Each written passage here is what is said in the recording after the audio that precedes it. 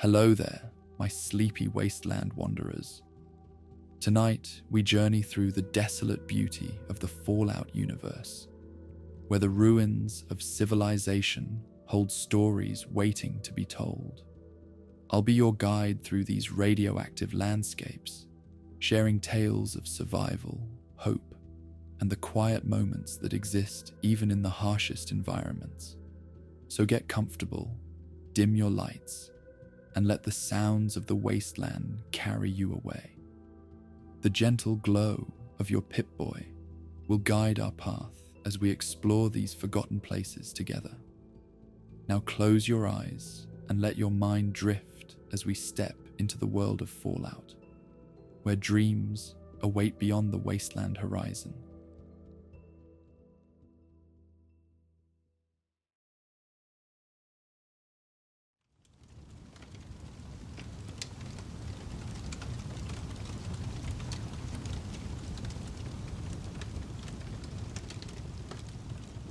The amber glow of sunset filtered through cracked blinds, casting long shadows across the small apartment nestled in the upper floors of an abandoned office building. Dust motes danced in the slanting rays, illuminating a space that balanced practicality with carefully guarded comfort. A worn leather chair faced the doorway at a precise angle, offering both relaxation and strategic advantage. Bookshelves lined one wall, their contents meticulously organized, not for aesthetic appeal, but for efficient access to information that had proven valuable over years of careful work. Morgan sat at a weathered desk, the wood smooth from decades of use both before and after the bombs fell. Unlike the chaotic living spaces common throughout the wasteland, this room maintained a deliberate order, each item positioned with purpose, nothing superfluous allowed to accumulate. A single lamp cast a pool of warm light across the surface where several dossiers lay arranged in a neat row, their edges aligned with almost mathematical precision. The stillness of the room reflected its occupant, whose measured movements betrayed years of disciplined training. Morgan's eyes, a pale grey that revealed little, studied the folder centered before them. Fingers traced the worn edges with a familiarity born of routine. This was far from the first such dossier to arrive, though perhaps it would be the last. That thought lingered, neither embraced nor rejected, simply acknowledged as a possibility worth consideration. A small but well-maintained radio murmured softly in the corner, the classical music station from Diamond City providing a gentle counterpoint to the otherwise silent room. The elegant strains of a violin concerto, preserved from the world before, filled the space with unexpected beauty, a reminder of the civilization that had once existed and might someday return. Morgan allowed this single indulgence, finding that music improved concentration rather than diminishing it. The dossier contained surprisingly little: a name, a location, a time frame, and half a payment cap in unmarked currency. Standard protocol from the handler who had arranged Morgan's services for nearly a decade. The sparse information wasn't unusual. Morgan had built a reputation on requiring minimal direction. Details often proved unnecessary or, worse, misleading. Better to observe, assess, and determine the optimal approach based on direct information, rather than second-hand intelligence that might carry bias or error. The last light of day faded beyond the windows as Morgan committed the contents to memory before returning the materials to their folder. The dossier would be destroyed before departure, another standard procedure that had served well over the years. No evidence, no connections, no trail. This methodical approach had maintained Morgan's freedom in a world where survival often depended on remaining unnoticed by those with power and resources. A steaming cup of herbal tea, one of the few luxuries afforded in this sparse existence, released tendrils of aromatic vapor into the air. Morgan sipped slowly, savoring the clean flavor while contemplating the assignment ahead. Unlike the frantic energy that characterized many wasteland inhabitants, Morgan's preparations unfolded with unhurried precision. Mental mapping of travel routes, consideration of equipment requirements, anticipation of potential complications. Each element received appropriate attention without urgency or anxiety. The evening passed in this quiet preparation, practical tasks interspersed with moments of stillness. Morgan cleaned a silenced 10mm pistol with practiced movements, each component receiving thorough attention before reassembly. A combat knife was examined, its edge tested against a thumb with just enough pressure to verify sharpness without breaking skin. Various small tools and devices were inspected and packed in a canvas bag. Lockpicks, a scope, modified stealth boy components, sound dampeners. The collection represented years of acquired knowledge, translated into practical equipment. As midnight approached, Morgan changed into traveling clothes, a weathered leather jacket over simple layers designed for quiet movement rather than wasteland fashion. Unlike the flamboyant attire favored by raiders or the distinctive uniforms of organized factions, these garments were chosen specifically to avoid memory or identification. Neutral colors, common materials, unremarkable design, the perfect camouflage for someone whose profession depended on being forgotten once glimpsed. A final survey of the apartment confirmed everything was in order. The dossier had been reduced to ashes in a small metal container, its remnants mixed with dirt to obscure any recoverable information. Equipment was secured in pockets and pouches designed for silent access. The radio was switched off, leaving only the ambient sounds of the wasteland night filtering through the walls. Distant voices, the occasional gunshot far away, the whisper of radiation-warped branches against the building's exterior. Morgan departed without ceremony or backward glance. The apartment would remain undisturbed during the assignment. Neither abandoned nor truly a home, simply a temporary space that served its purpose like any other tool. The building's emergency stairwell allowed silent descent, each step placed with careful precision to avoid creating echoes in the concrete chamber. Years of such movement had ingrained patterns that required no conscious thought. Body and mind aligned in efficient purpose. The Commonwealth night stretched vast and broken beyond the building's exit, a landscape of collapsed structures and improvised settlements illuminated by starlight and the occasional glow of settlement fires. This world had been Morgan's operating environment for over 15 years, its dangers and opportunities memorized like the features of a familiar face. Unlike many who struggle daily with the wasteland's harsh realities, Morgan moved through this terrain with the confidence of someone who had transformed environmental challenge into professional advantage. The journey to the target location would require approximately 2 days of careful travel.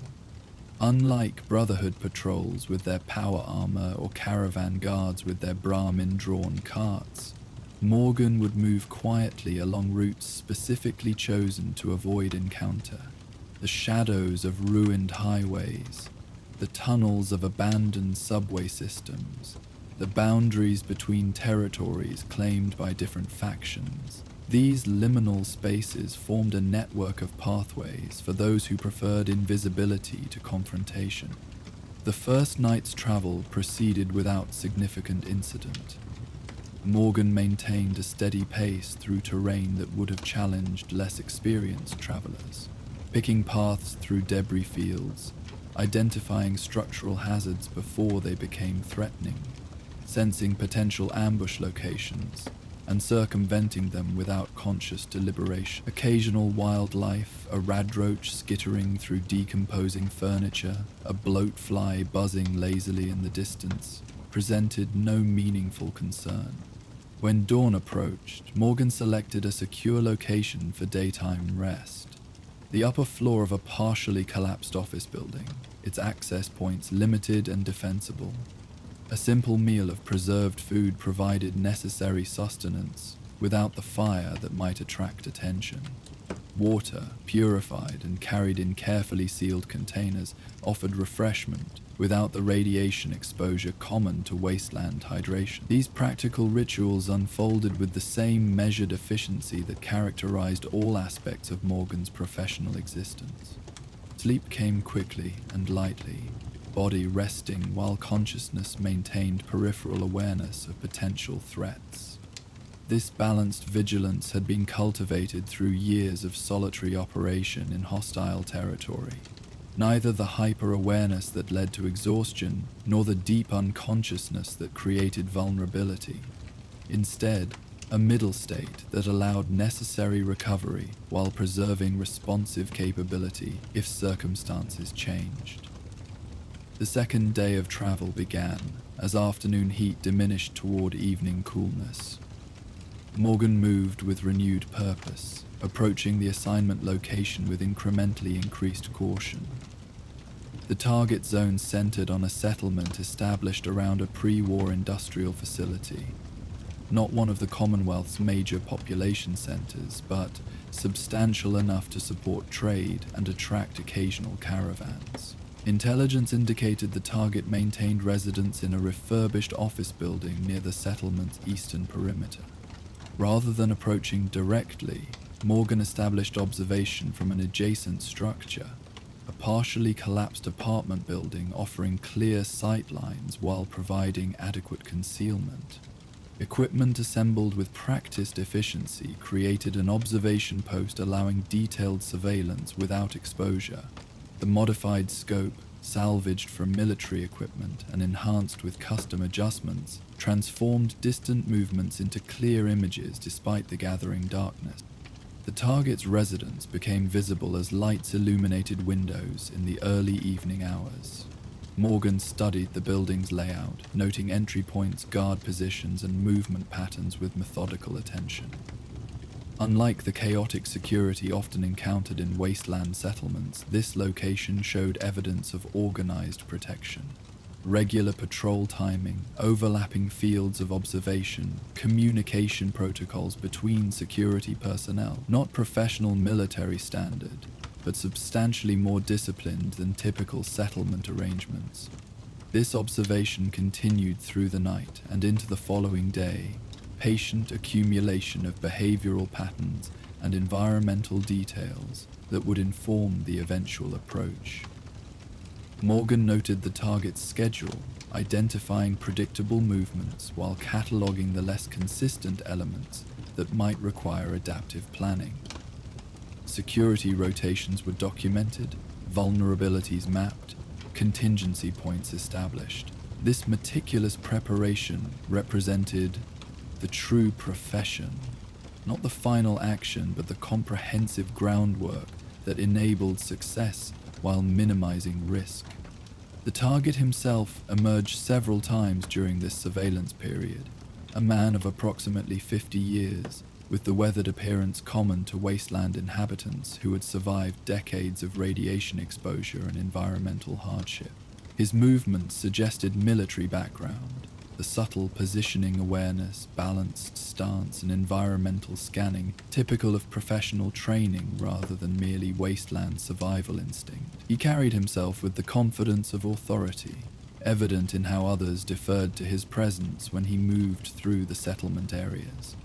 By the second evening of observation, Morgan had compiled sufficient information to formulate an operational approach. The target maintained a regular evening routine, including a solitary period in what appeared to be a personal office space, approximately 1 hour after sunset.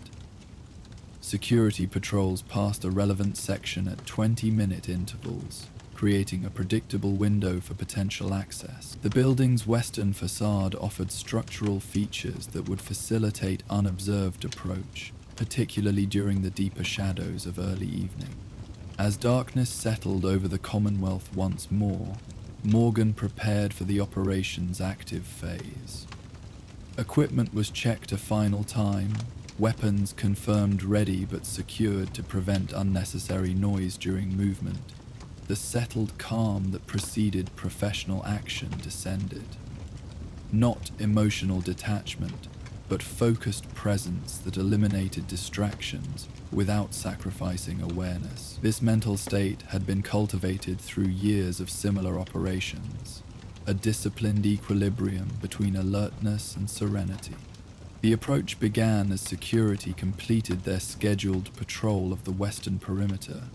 Morgan moved with deliberate precision across the open ground between observation post and target building, pace measured to minimize visibility while maintaining efficient progress.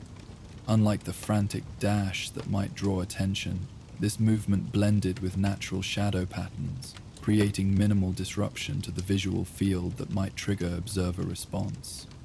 The building's exterior offered handholds that might have challenged less experienced climbers. Morgan ascended with methodical care, each position tested before committing weight, movement timed between security patrol intervals. The weathered concrete and exposed reinforcement bars provided sufficient support despite decades of deterioration, allowing vertical progress toward the third-floor window identified during observation as the most viable entry point. This window, partially obscured by overgrown vegetation that had claimed the building's facade, provided both concealment during approach and reduced visibility from interior spaces. Morgan examined the frame carefully, identifying a simple mechanical latch rather than electronic security. Consistent with the limited technological resources available in most Commonwealth settlements, specialized tools made short work of this obstacle, allowing the window to open with minimal sound despite aged hinges. The interior space revealed itself as a storage area, illuminated only by ambient light filtering from adjacent rooms. Shelves lined walls in haphazard arrangement, containing the accumulated supplies typical of wasteland habitation. Preserved food, mechanical components, clothing items, practical necessities rather than luxury or decoration. Morgan moved through this space with practiced silence, each step placed with deliberate care on solid structural points rather than potentially creaking floorboards. A partial doorway connected this storage area to an interior hallway, from which warm light spilled in muted patterns. Morgan paused at this threshold, employing enhanced listening techniques developed through years of covert operation. Conversation filtered from distant rooms. Casual discussion between what sounded like security personnel, their relaxed tone suggesting no awareness of intrusion. Closer, the subtle sounds of movement indicated solitary presence in an adjacent room, likely the target in his personal office space, consistent with observed behavioral patterns. Morgan drew the silenced pistol with unhurried precision, confirming its readiness while maintaining absolute quiet. Unlike the dramatic flourishes depicted in pre-war entertainment holotapes, this weapon deployment involved no unnecessary movement or theatrical gesture, simply efficient preparation for potential requirement. The combat knife remained secured but accessible, a contingency option rather than primary tool. The hallway presented minimal challenge, its aged carpet absorbing footsteps while shadows provided sufficient concealment during brief exposure. Morgan traversed this space between patrol timing intervals, reaching the partially open door of what surveillance had identified as the target's private office without encounter or detection. Positioned beside this entrance, Morgan conducted final situation assessment before commitment to direct engagement. Light spilled from the narrow opening, accompanied by sounds of paper movement and occasional notes scratched by pencil on rough surface. The target was apparently engaged in documentation or planning, focused on desk work rather than maintaining perimeter awareness. This presented optimal conditions for the operation's completion: distracted attention, isolated location, security presence temporarily directed elsewhere during standard patrol route. Morgan prepared to enter, mentally reviewing the approach to ensure optimal execution. The door would open silently, position established before the target could register presence, the silenced weapon ensuring operation completion without alerting exterior security. A standard procedure implemented countless times over years of professional service, refined to minimize variables and ensure consistent results regardless of specific circumstances. With measured movement, Morgan eased the door open just enough to permit entry. The office beyond revealed itself gradually, worn furniture arranged with practical efficiency, walls covered with maps and technical diagrams, a desk positioned to observe both room entrance and exterior windows simultaneously. The target sat with his back partially turned, attention focused on documents spread across the workspace. A single lamp illuminated this scene, casting the remainder of the room in graduated shadow that facilitated Morgan's silent entry. The target seemed to sense presence despite the absolute silence of Morgan's approach. He turned slowly, without the startled reaction that often accompanied such moments, as though somehow expecting this encounter. His expression registered recognition, not of Morgan specifically, but of the situation's nature. His eyes, remarkably calm given the circumstances, met Morgan's with something resembling acceptance rather than fear. "I wondered when they'd send someone," he said quietly, his voice carrying the graveled quality common to those who had breathed wasteland air for decades. "Figured it might be tonight. The way the patrols have been moving, the settlement activity. Patterns change when someone's watching. You learn to notice that if you live long enough." Morgan remained silent, weapon held with professional steadiness rather than threatening gesture. The situation had deviated from standard parameters.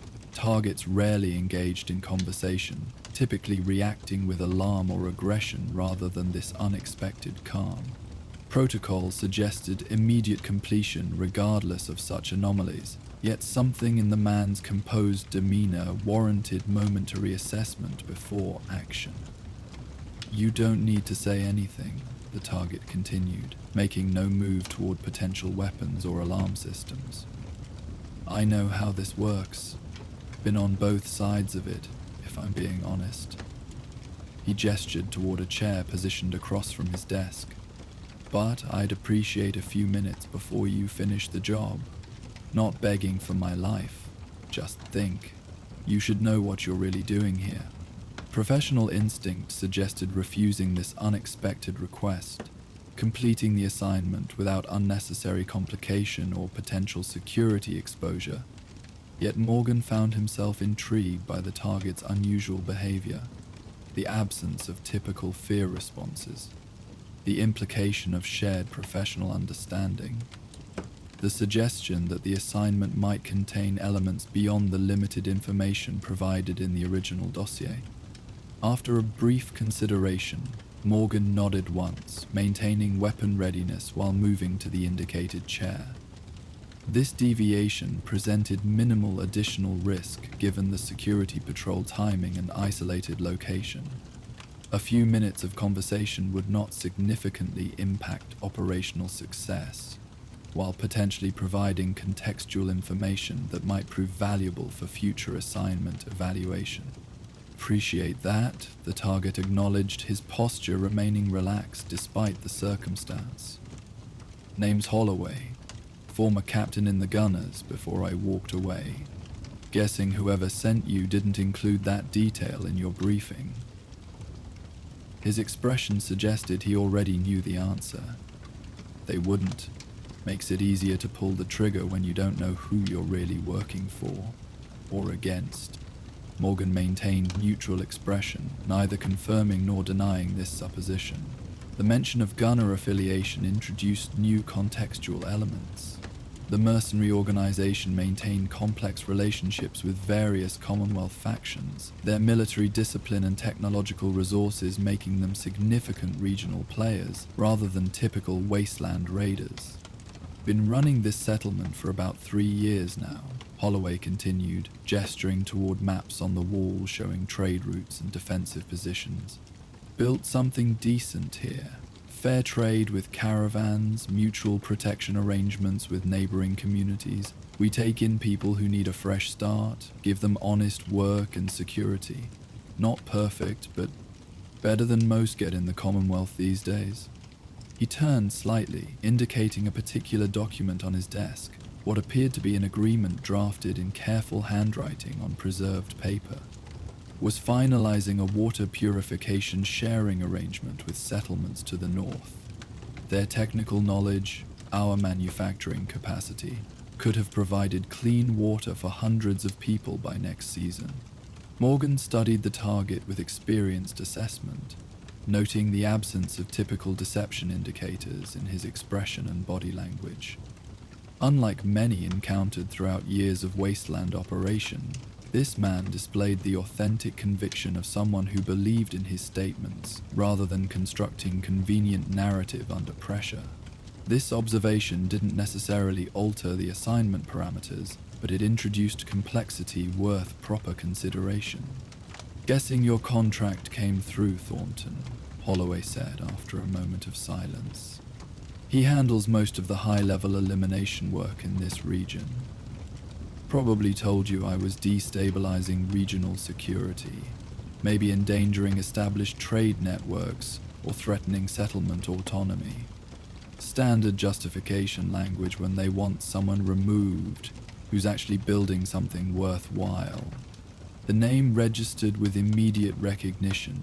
Jensen Thornton operated as Morgan's primary handler, arranging contracts and providing operational parameters for most assignments over the past 7 years. This connection suggested the target possessed more information about the operational structure than typical assignment subjects, raising questions about both his background and the actual purpose behind the contract.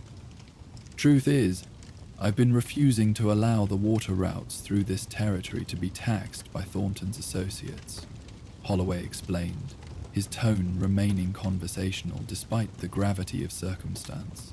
"They've been establishing control over key resources throughout the region, charging settlements for protection along trade routes, demanding percentage of production from farms and purification operations. Not building anything themselves, just extracting from those who do." This information aligned with fragmented observations Morgan had compiled during years of operation throughout the Commonwealth. Patterns of influence extending through seemingly unconnected settlements. Disruptions that benefited specific interests rather than arising from typical wasteland chaos. While contract details rarely included broader context, Morgan had developed professional awareness of regional dynamics that helped anticipate complications and assess potential secondary consequences of completed assignments. "Not asking you to take sides in Commonwealth politics," Holloway clarified, seeming to recognize Morgan's professional detachment. "Just thought you should know what your work actually accomplishes tonight. This settlement loses its leadership. The water purification project collapses. Hundreds keep drinking irradiated water, and Thornton's people expand their control over another resource territory without firing a shot themselves." He leaned back slightly in his chair, hands remaining visible on the desk surface, maintaining the professional courtesy of someone who understood the operational parameters of their situation. "After that, well, you get paid, they win, and I suppose my part in all this ends, either way. Just seemed fair you should make your decision with complete information." Morgan considered this unexpected context with the balanced assessment developed through years of independent operation. The handler relationship with Thornton had been professionally beneficial but never based on loyalty or shared purpose. Simply practical arrangement between parties with complementary capabilities. If Holloway's assessment proved accurate, this assignment represented advancement of factional interests rather than the neutral security maintenance typically presented in operational briefings. For the first time in many years of professional service, Morgan experienced genuine decision uncertainty. The assignment could be completed as contracted, simple, direct, with payment collected and professional reputation maintained. Alternatively, the operation could be suspended, pending verification of Holloway's claims, potentially revealing manipulation of Morgan's services for purposes beyond the neutral parameters that had defined their professional boundaries. This moment stretched in silence, neither man moving as the implications of multiple possible futures hung in the still air between them. The lamp flickered slightly, as if responding to the tension, shadows shifting across documents detailing community development rather than the weapons or contraband that might have justified standard elimination parameters. "Show me your evidence," Morgan said finally, breaking professional silence with words measured and precise. "If what you're saying is true, there should be documentation." Holloway nodded slowly, as though he had anticipated this potential response. "Upper right drawer. There's a holotape with recorded meetings, documented tax demands from settlements under their control, paper records of their expansion pattern over the past 18 months, and communications they didn't know I kept from my gunner days when the same pattern started in other territories." Morgan maintained weapon readiness while Holloway carefully opened the indicated drawer, movements deliberate to avoid any perception of threat. The holotape and documents were placed on the desk surface with methodical precision, positioned for examination without requiring Morgan to compromise situational awareness or defensive positioning. The next 30 minutes unfolded in careful review of the provided evidence.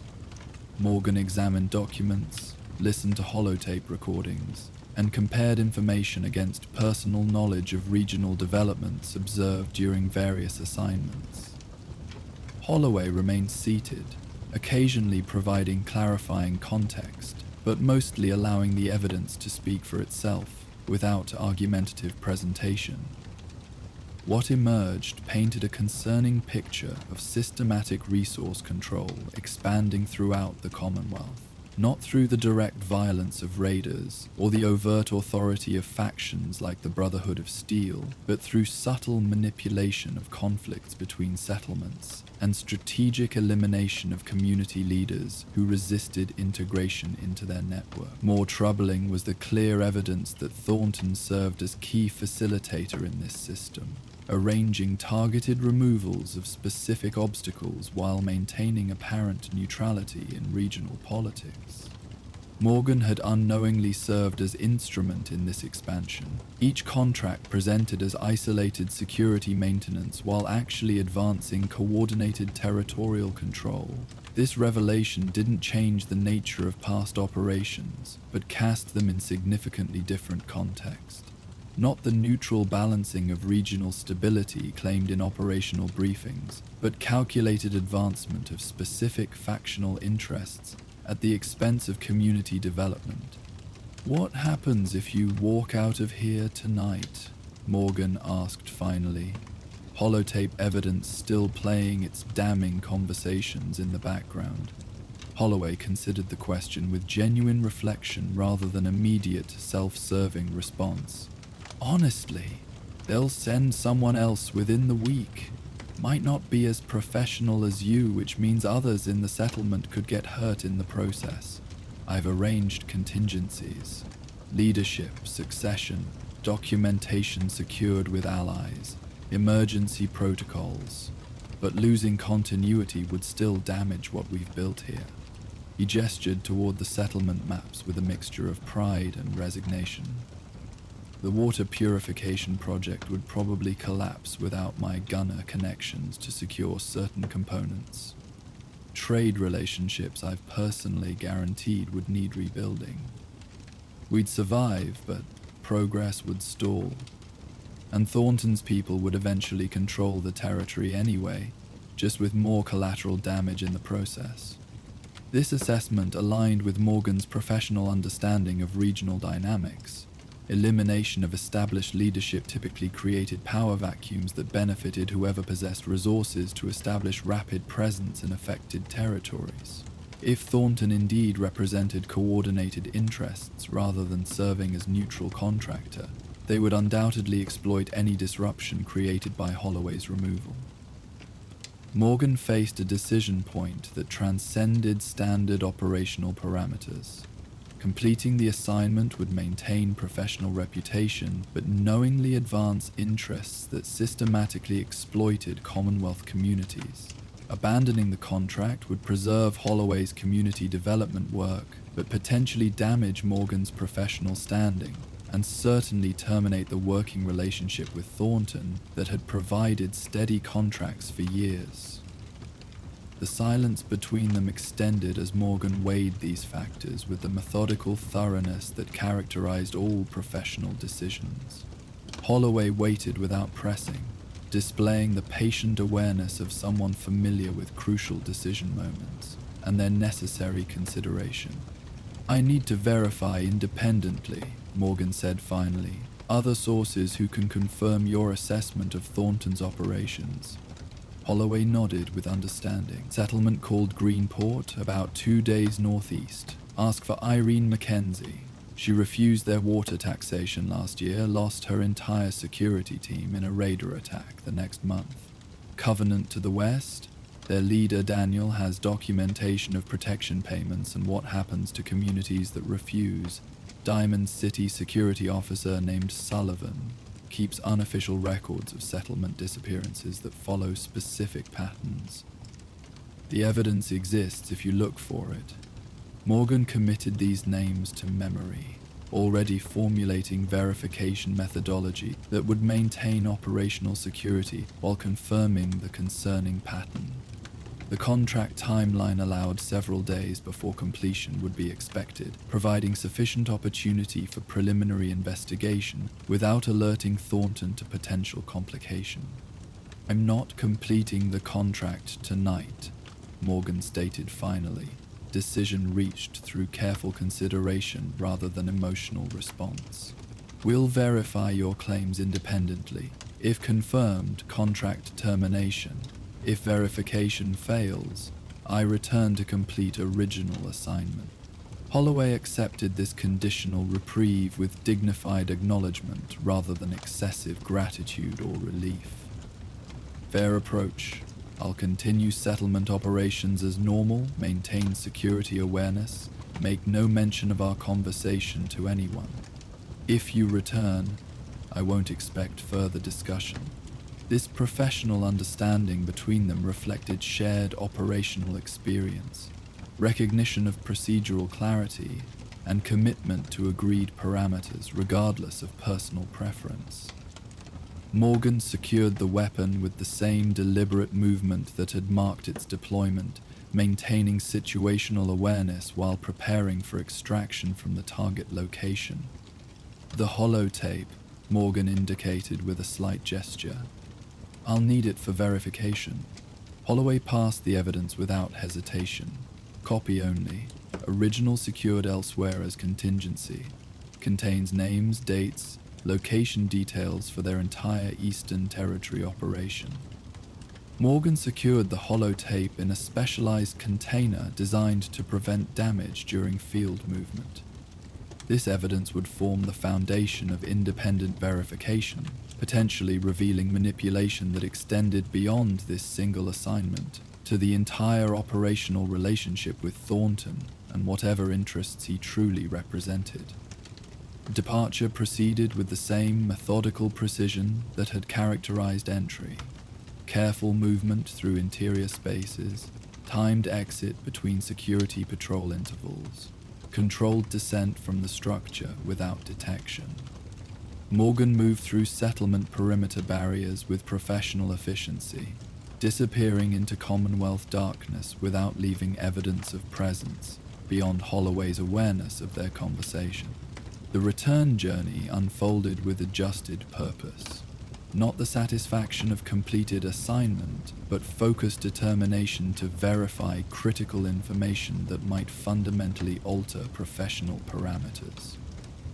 Morgan traveled toward Greenport settlement first, mental processes already organizing verification methodology, and contingency planning for multiple potential outcome scenarios.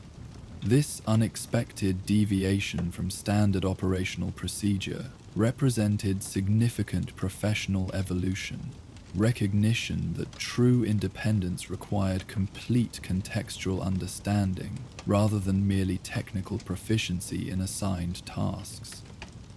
If Thornton had indeed manipulated contract parameters to serve concealed factional interests, this compromised the professional neutrality that had defined Morgan's operational boundaries.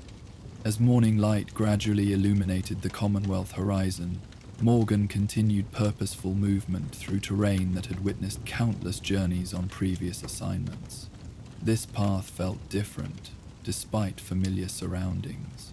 Not merely physical transit between operation points, but transition between operational paradigms. Whatever verification revealed would necessitate re-evaluation of professional parameters that had remained unchallenged for years of wasteland service. The sun rose fully above the broken skyline of a world still recovering from nuclear devastation. Its light revealed a solitary figure moving with deliberate purpose through territory where others saw only danger and destruction. Morgan continued northeast toward Greenport, the holotape secure against potential damage, decision already formed to pursue truth regardless of professional consequence. The final contract had indeed become transformative, though in ways neither Morgan nor the handler could have anticipated when the dossier first arrived on that weathered desk. While Morgan traveled toward Greenport seeking verification of Holloway's claims, elsewhere in the Commonwealth a different sort of justice unfolded through darkened alleys. In Freeside's shadowed corners, rumors spread of a silent protector who appeared only when the innocent faced harm, vanishing before anyone could confirm their existence. As our contract killer journeys toward truth and potential redemption, our next tale beckons from the neon-lit streets where an urban legend takes shape. Join us for The Ghost of Freeside. Twilight descended over the Mojave wasteland, painting the broken landscape in hues of amber and deep purple. The distinctive skyline of New Vegas emerged from the gathering darkness, its towers illuminated with the electric brilliance that had somehow survived the nuclear devastation centuries earlier. The Lucky 38 stood tallest among them, its distinctive silhouette crowned with light that served as a beacon visible for miles across the desert expanse. Below this display of preserved pre-war opulence lay Freeside, where the glow of prosperity diminished into scattered neon signs and improvised lighting. The neighborhood formed a stark boundary between the excesses of the Strip and the harsh realities of wasteland existence. Here, the crumbling remains of pre-war buildings housed those who existed on the margins, too poor for the Strip's glamour, yet drawn to its proximity by fragile hope or desperate necessity. The narrow streets formed a labyrinth of shadow and sparse illumination, where pools of neon light spilled from establishments still clinging to commerce in the post-apocalyptic economy. The King's School of Impersonation cast its blue glow across weathered pavement. The Atomic Wrangler's flickering sign painted passing faces in intermittent yellow. Between these islands of light stretched corridors of darkness, where the more desperate transactions of Freeside unfolded without witness or record. In an alley removed from even these modest illuminations, a small group gathered around a makeshift fire contained within a rusted barrel. Their weathered appearances suggested prolonged exposure to wasteland hardship, clothes assembled from whatever materials had proven durable enough to survive daily wear. They spoke in hushed tones, occasionally casting glances toward the alley entrance, where distant neon provided the only indication of the broader world beyond their immediate concern. Telling you it happened just like that, insisted a man whose face bore the distinctive scarring of past radiation exposure. Santiago and his crew had the trader cornered by the old theater. guy was just trying to get his Brahmin through to the Mormon fort with medical supplies. They'd taken his weapons, were dividing up his goods while still deciding what to do with him. He leaned closer to the fire, its orange glow accentuating the conviction in his expression. Then something moved in the shadows behind them. Didn't make a sound, not even footsteps. The others listened with expressions ranging from skepticism to superstitious fascination. A woman wrapped in a patchwork coat shook her head slightly. Everyone's got stories these days, Eli. Next you'll be claiming it was some pre-war ghost come back to haunt the unrighteous. Laugh if you want, Miriam, Ellie responded without taking offense. But Santiago's crew went from 6 men to 2 in less than a minute. No gunshots, no energy weapon flashes, nothing but shadows shifting and bodies falling. The survivors ran like they'd seen death itself. He took a sip from a dented metal cup, eyes reflecting firelight. Trader grabbed his goods and got out while whatever it was vanished back into the darkness.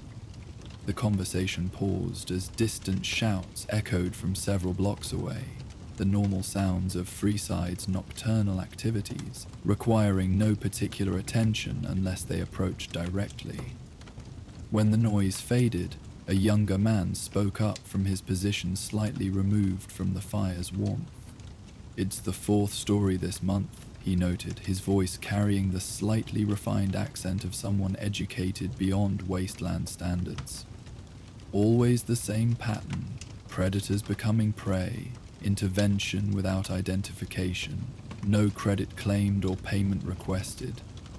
He adjusted worn eyeglasses that had been carefully repaired multiple times. "It defies typical wasteland behavior patterns where protection invariably comes with expected compensation. Dixon calls it the ghost," offered another member of the gathering, an older woman whose grey hair was bound in a practical braid. "Claims it saved one of his couriers from a Night Stalker pack last week. Just appeared from nowhere, eliminated 3 creatures with absolute silence, and vanished before the courier could even offer thanks. Left no tracks, no evidence beyond the dead Night Stalkers."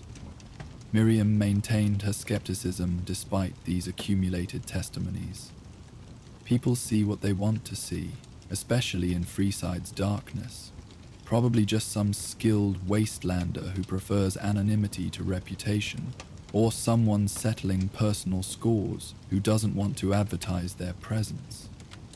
"Maybe," Eli acknowledged with a thoughtful nod. "But Santiago's crew weren't amateurs. They've controlled that section of Freeside for months, ran out everyone who challenged them. Whatever took them down moved like nothing human, between shadow and shadow without crossing the light between. The surviving witnesses weren't just scared, they were..." He searched for the appropriate description, shaken, like they'd encountered something beyond their understanding. As they continued their exchange of theories and testimonies, none noticed the subtle shifting of deeper shadows on a nearby rooftop. There, removed from firelight or neon glow, a figure observed their gathering with patient stillness. Dressed in layers of weathered dark fabric that broke up any recognizable human silhouette, the watcher remained motionless, except for the occasional controlled adjustment of position to maintain optimal observation angles. This was Vesper, though none in Freeside knew this name or would ever hear it spoken.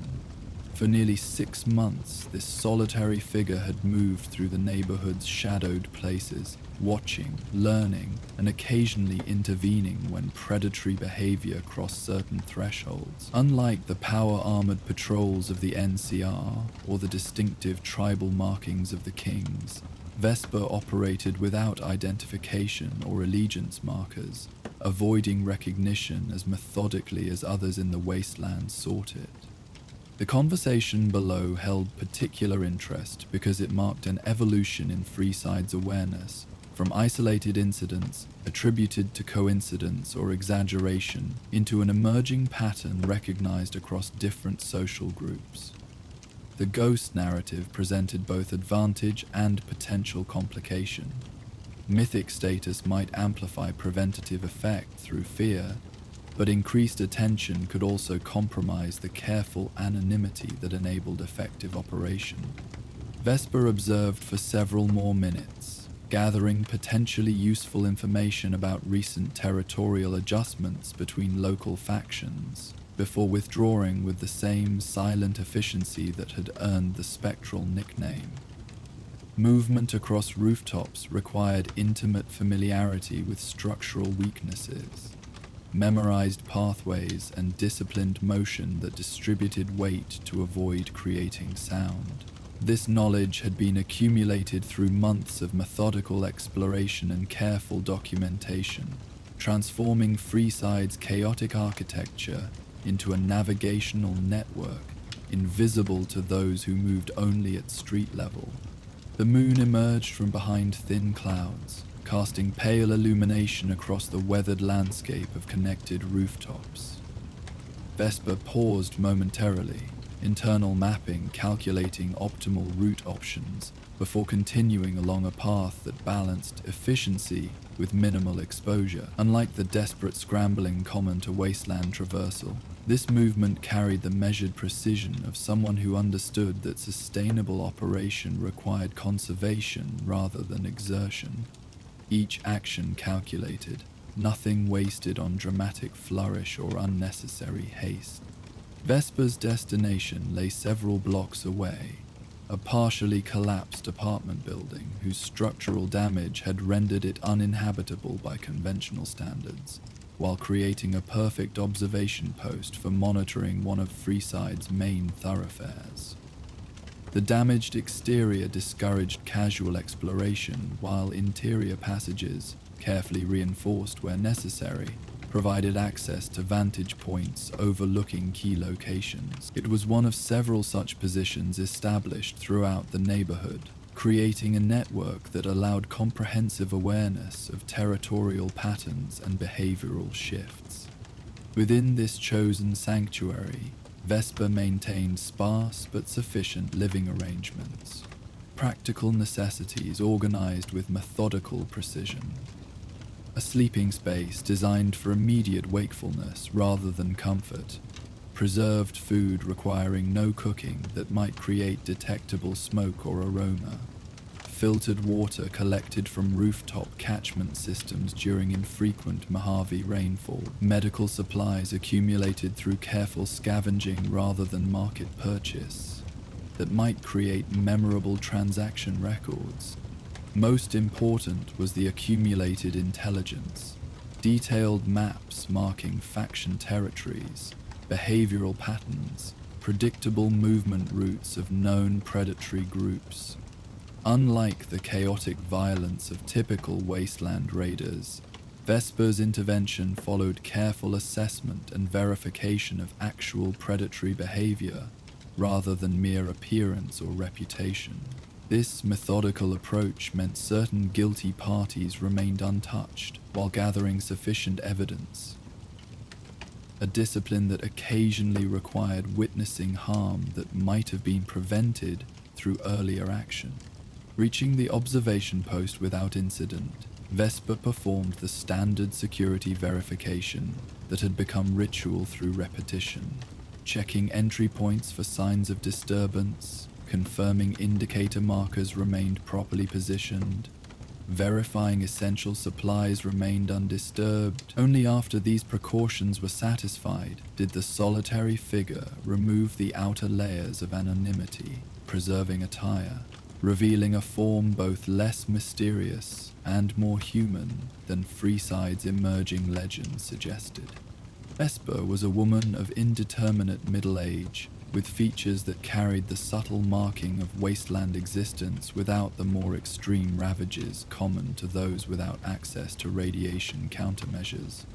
Her body bore the evidence of rigorous conditioning and practical survival experience, the balanced musculature of someone who prioritized functional capability over wasteland's tendency toward either emaciated desperation or artificially enhanced bulk.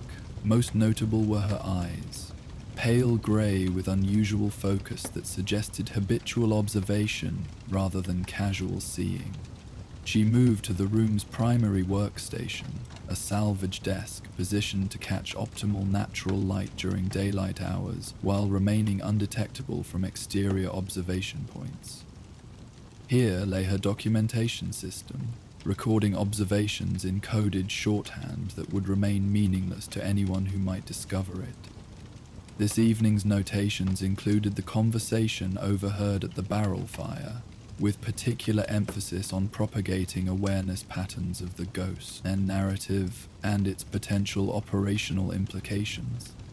The systematic recording complete, Vesper conducted equipment maintenance with the same methodical attention, checking specialized throwing knives for balance and edge condition, verifying functionality of modified Stealth Boy components that provided brief invisibility when tactical necessity outweighed power conservation, confirming the silent operation of a pneumatic launcher designed for distraction deployment rather than, unlike the flashy energy weapons or bulky firearms common throughout the Mojave, these tools emphasized silence, precision, and tactical flexibility over raw destructive capability.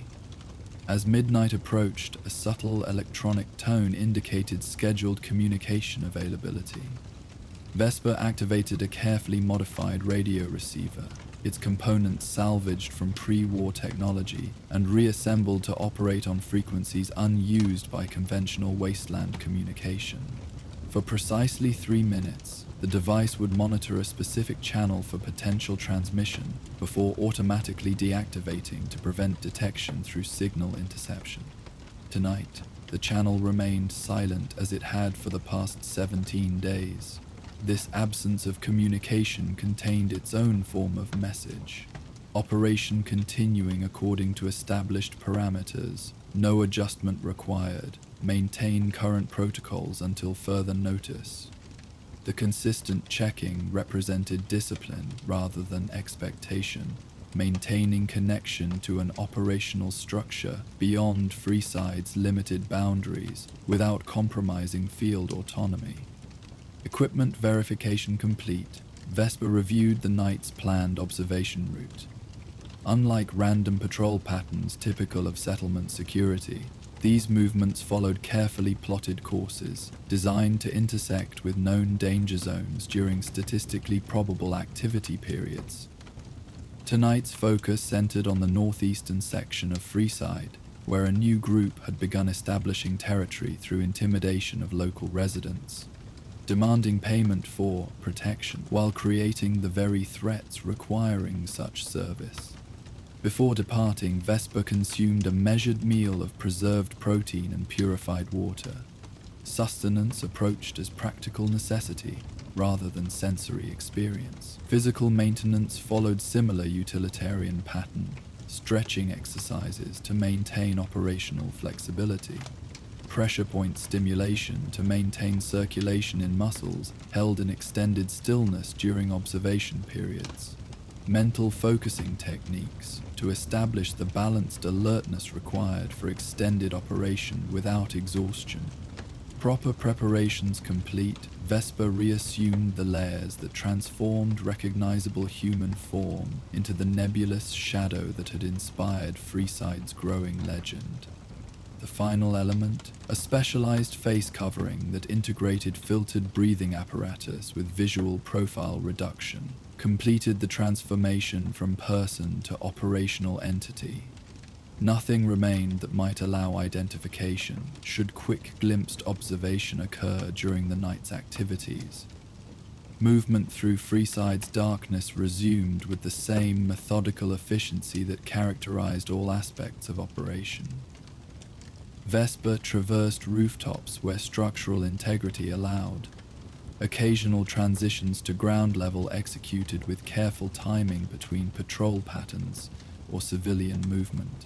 Unlike the obvious presence of uniformed factions, this navigation occurred primarily within the negative spaces of conventional awareness, the overlooked vantage points, the passages dismissed as inaccessible, the shadowed intervals between standard observation patterns.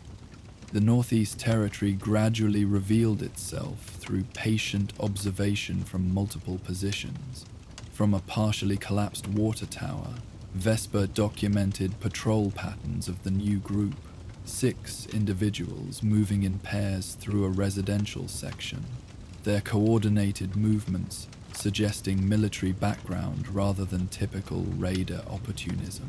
From the roof of an abandoned commercial building, their interaction with local residents became visible, the characteristic intimidation posture of protection, racketeering rather than outright theft or violence. Most informative was their communication discipline. Regular check-ins between patrol pairs, standardized routes rather than random wandering, designated observation points at territory boundaries. This structure suggested organization beyond typical wasteland gangs, potentially indicating outer Vegas mercenary background, or possibly former NCR personnel operating outside official sanction. Such opponents presented different tactical considerations than conventional threats. Trained response patterns, potential radio coordination, possible reinforcement protocols if members went missing. Vesper compiled this intelligence through nearly 3 hours of systematic observation, building comprehensive understanding before considering potential intervention. Unlike reactive protectors who responded to immediate threat with variable effectiveness, this approach emphasized strategic impact through carefully selected action points, identifying vulnerabilities in operational structure, determining optimal sequence for system disruption, recognizing key personnel whose removal would disproportionately affect group capability. The opportunity for closer assessment presented itself near midnight, when one patrol pair separated briefly, one member continuing route coverage while the other entered a damaged storefront that appeared to serve as a collection point for their extorted resources. This deviation from standard procedure created a temporary vulnerability in their security structure, allowing Vesper to descend to street level through a series of controlled movements between observation points. The isolated patrol member maintained professional vigilance despite separation from his partner, regularly scanning surroundings while maintaining position near a street intersection that provided clear sightlines in multiple directions.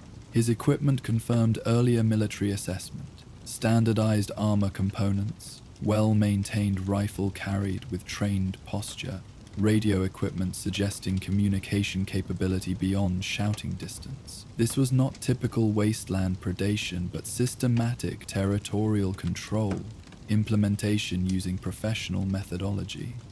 Vesper observed from shadow depth beyond conventional visual detection range, gathering behavioral data while assessing potential approach vectors should intervention become necessary.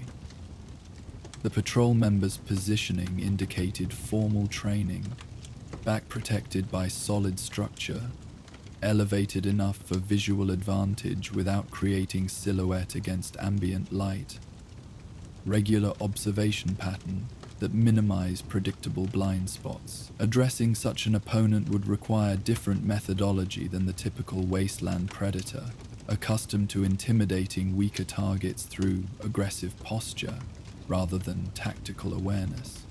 Before determining appropriate response to this new territorial development, the night's circumstances shifted unexpectedly. From an adjacent street emerged a small group of civilians, 3 figures moving with the cautious haste of people attempting to traverse dangerous territory while carrying burdens that prevented optimal speed. Their appearance suggested medical personnel, possibly traveling from the Mormon fort to address emergency needs in outlying areas, their packs likely containing valuable supplies. The patrol member immediately adjusted position upon detecting their approach, moving to intercept their chosen path with practiced efficiency. His weapon remained lowered but ready, posture communicating authority rather than immediate threat. The civilians hesitated upon seeing him, their body language revealing recognition of potential danger, without clear escape options given their burdened state and unfamiliarity with alternate routes through the complicated street layout. "Checkpoint," the patrol member announced with professional rather than aggressive tone. This sector's under Talon Company protection now. Safety tax for passage is 20 caps per person, plus inspection fee for whatever you're carrying. The apparent leader of the civilian group, a woman whose weathered appearance suggested extensive wasteland medical experience, responded with contained frustration rather than fear. "We're followers of the apocalypse responding to medical emergency in the squatter camps by the eastern wall. These supplies are needed urgently. We have proper documentation from both NCR and Kings granting free passage through Freeside territories." "Documentation doesn't apply to our jurisdiction," the patrol member replied with practiced neutrality. "Talon Company has security contract for this sector now. Standard rates apply regardless of affiliation or purpose. 40 caps total for personnel, plus 10% supply value as transportation security fee." This exchange confirmed several analytical elements Vesper had gathered through earlier observation. The group identified as Talon Company mercenaries with capital wasteland origins, gradually expanding operations into Mojave territory. Their methodology emphasized legitimate-appearing security contracting rather than obvious raiding, establishing territorial control through professional presence before implementing extraction systems that differed from conventional wasteland predation, primarily in their systematic implementation rather than fundamental nature. The medical team clearly possessed neither the resources nor capability to force passage, while the urgency of their mission prevented lengthy negotiation or seeking alternate routes through Freeside's complicated geography. This scenario represented precisely the operational threshold Vesper had established for direct intervention. Genuine humanitarian need, impeded by systematic predation. Clear power imbalance preventing conventional resolution. Measured response potentially creating strategic impact beyond immediate situation. Decision formed with characteristic efficiency, Vesper initiated movement from observation position toward intervention vector. Unlike the dramatic approaches depicted in wasteland campfire stories, this advance occurred through systematic shadow utilization, moving between areas of darkness with careful timing between the patrol members' observation cycles, maintaining structural coverage throughout approach, creating no disruption in environmental sound patterns that might trigger trained alertness. The patrol member continued his practiced interaction with the medical team, maintaining professional demeanor while systematically dismantling their objections to his imposed taxation.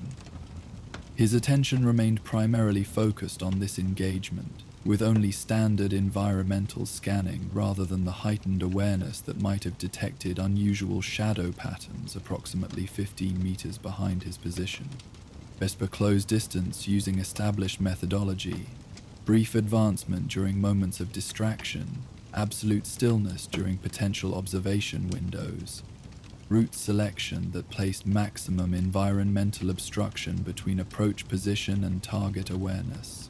The pneumatic launcher was prepared with minimal movement, loaded with specialized distraction projectile designed to create momentary sensory disruption without permanent damage. Tactical advantage rather than punishment being the operational objective. When positioned optimally, Vesper deployed the launcher with practiced precision. The projectile traveled its calculated arc to impact approximately 3 meters beyond the patrol member, releasing a precisely calibrated combination of sound disruption and momentary light flash designed to trigger instinctive attention shift without causing lasting disorientation that might endanger subsequent navigation through dangerous territory.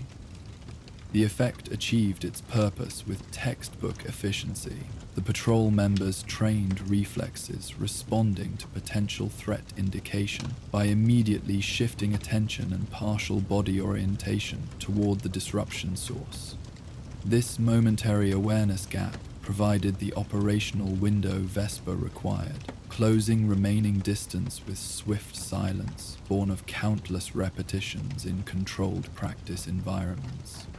Contact occurred without dramatic flourish or unnecessary elaboration, a precisely applied pressure point technique disrupting consciousness without causing structural damage or generating recovery complications.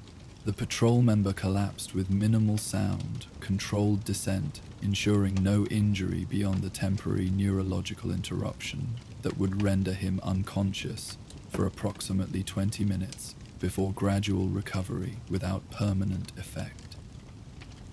The medical team remained frozen in momentary shock, their perception struggling to process the sudden appearance of a shadow-wrapped figure where empty street had existed moments before. Before they could verbalize questions or concerns, Vesper gestured toward the eastern passage with deliberate clarity. Communication without words, direction without engagement, assistance without connection. Understanding dawned in the lead medic's experienced eyes. Opportunity created through unexpected intervention.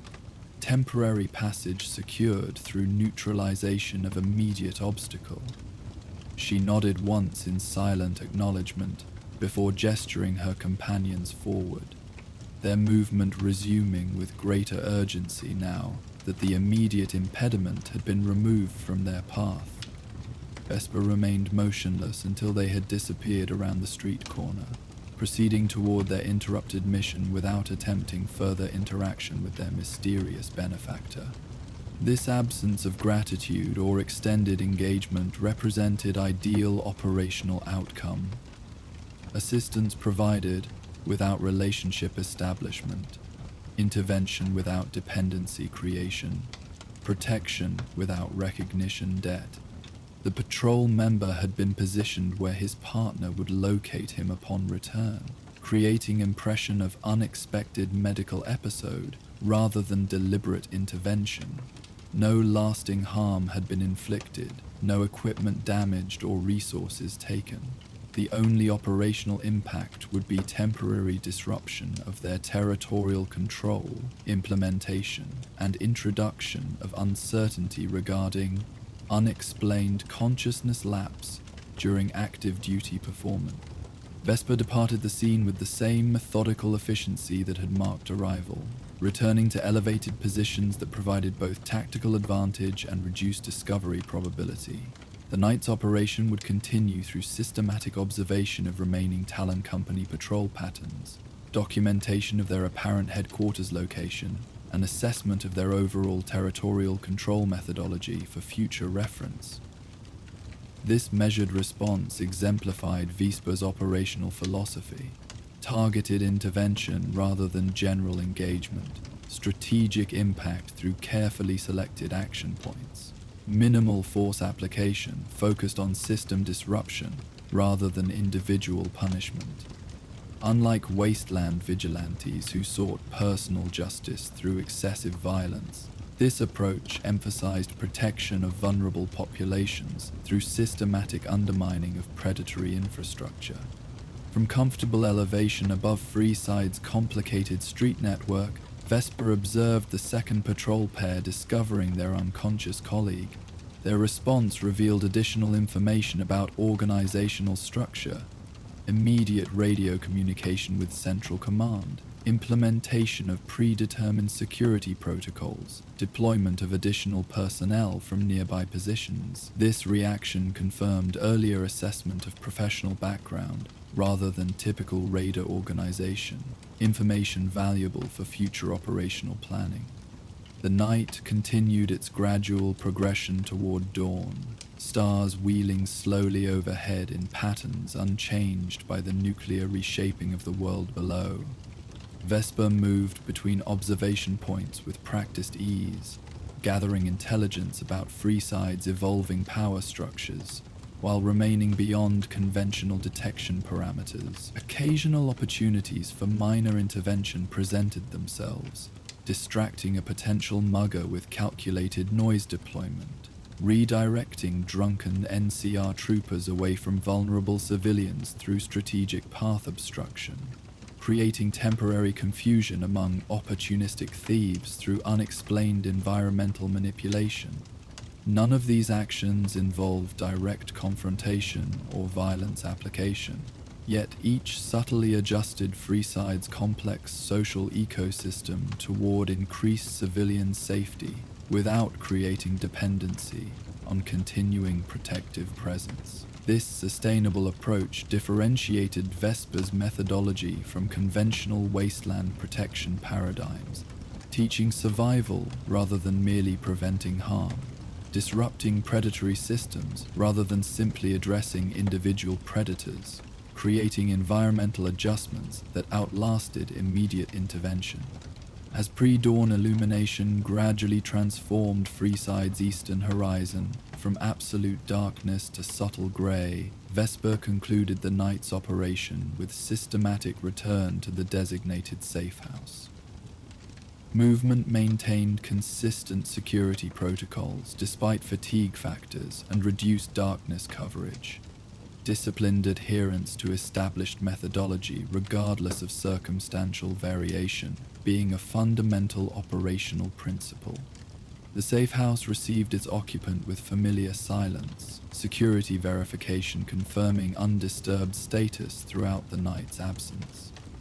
Vesper removed the layers of operational attire with methodical precision, each component examined for damage or wear before proper storage in designated location.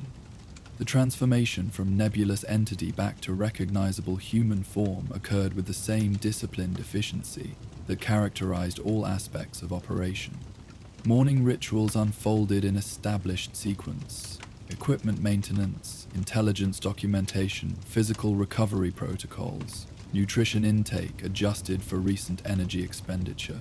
Throughout these activities, analytical processing continued without interruption, integrating newly acquired information into existing understanding, identifying emerging patterns in Freeside's complex factional landscape, adjusting future operational parameters based on observed environmental developments. Most significant among these considerations was the growing ghost narrative documented during early evening observation. The mythologizing process had potential operational implications requiring careful assessment. Advantages in deterrent effect and operational coverage expansion balanced against increased attention that might compromise the anonymity essential to current methodology. Unlike conventional wasteland figures who cultivated fearsome reputations for ego satisfaction or intimidation advantage, Vesper's operational effectiveness depended precisely on remaining undefined and unidentifiable. As morning light strengthened outside the carefully secured windows, Vesper completed essential documentation before transitioning to recovery phase. Sleep represented not luxury, but operational necessity. Disciplined rest allocation, ensuring continued functionality despite demanding physical requirements. Unlike the chaotic lifestyle common to wasteland existence, this routine maintained carefully balanced sustainability that allowed continuous operation without performance degradation. The sleeping space featured none of the comfort elements typically prioritized in personal quarters. A simple mat provided necessary support without unnecessary softness that might reduce rapid wakefulness capability. The sleeping position allowed immediate access to defensive tools while maintaining optimal blood circulation patterns. Even in rest, positioning maintained awareness of potential approach vectors to primary entry points. Unconscious vigilance developed through years of operational experience. While physical systems entered recovery state, cognitive processes continued background assessment of the night's developments. The Talon Company expansion represented concerning evolution in Freeside's security landscape. Professional methodology applied to fundamentally extractive objectives. Legitimate appearance concealing essentially predatory function. Their established presence would require careful monitoring, and potentially more substantial intervention if civilian impact exceeded acceptable parameters. Equally significant was the continuing development of the ghost narrative throughout Freeside's disparate social networks.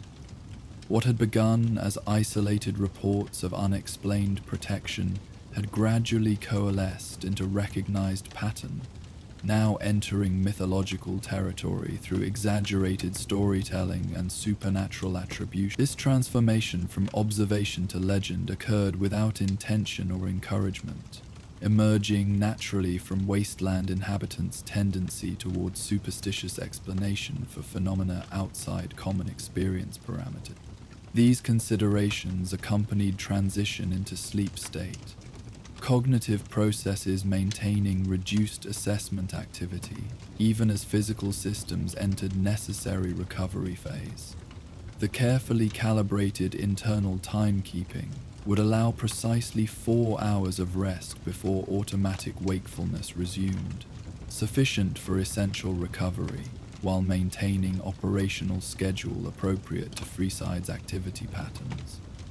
Outside the secluded safe house, Freeside continued its daily evolution, traders establishing improvised market stalls, scavengers departing for daily salvage expeditions, security patrols changing shift with varying degrees of professionalism depending on factional affiliation.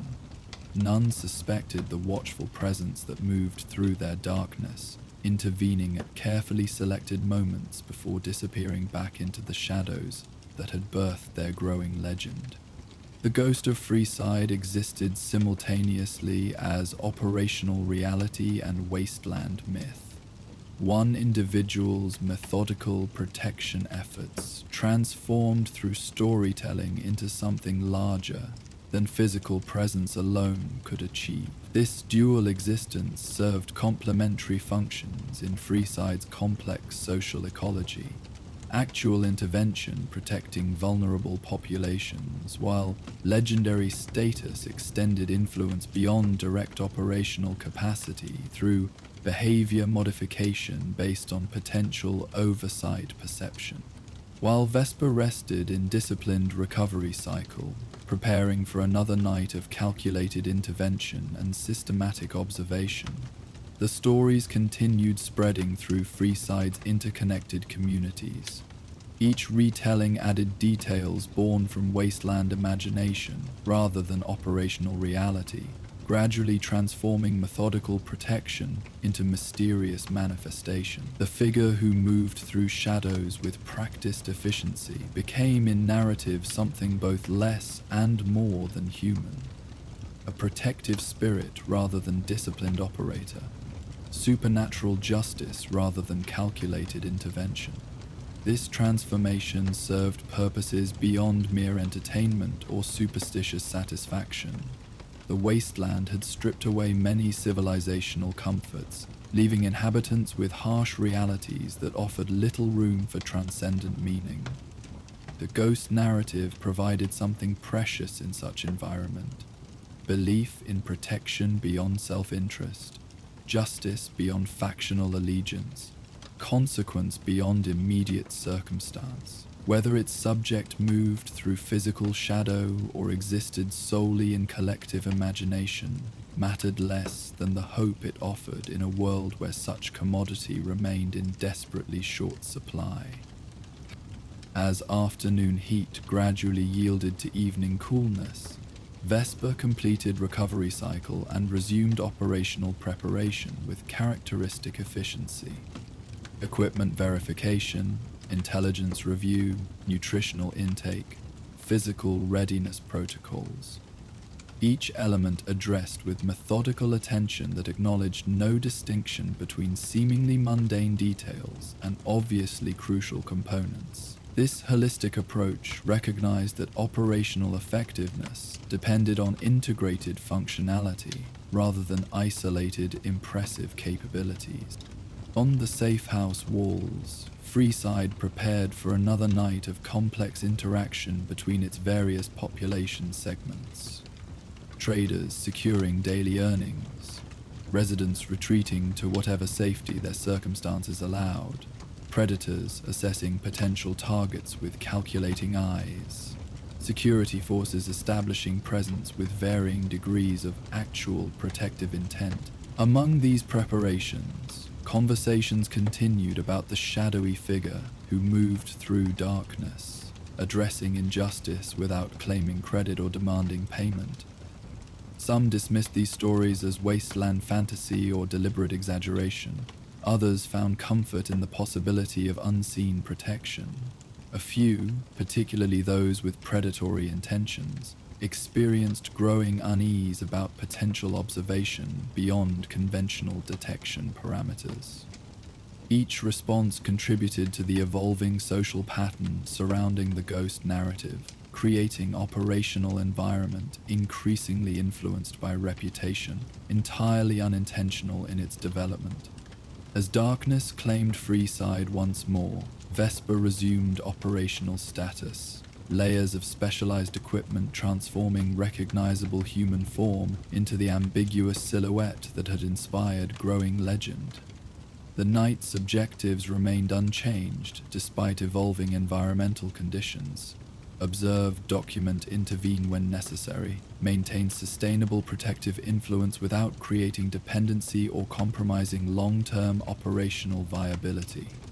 Movement resumed through Freeside's complex vertical geography, rooftops, partially collapsed structures, inconspicuous vantage points invisible to conventional ground-level awareness. From these positions, the neighborhood revealed its true nature, beyond surface appearances. The patterns visible only through systematic observation, the vulnerabilities apparent only from elevated perspective, the connections between seemingly isolated incidents that constructed larger systems. The ghost of Freeside continued methodical movement through shadow networks, physical presence and growing legend operating in parallel influence streams throughout the complex social ecology. One person's disciplined protection efforts gradually transformed Wasteland's darkest corners into something approaching safety, not through dramatic confrontation or excessive force application, but through patient observation and carefully calibrated intervention at precisely selected moments. This approach offered no immediate transformation or complete security guarantee. Change occurred incrementally through accumulated adjustments rather than revolutionary restructuring. Yet in this gradual evolution lay sustainable improvement, teaching survivability rather than imposing protection, disrupting predatory systems rather than simply addressing individual predators, creating environmental conditions that enhance safety through distributed awareness rather than centralized control. As Vesper moved silently between shadow depths with practiced efficiency, the legend continued its separate evolution through stories exchanged around barrel fires and whispered conversations in Freeside's quieter corners.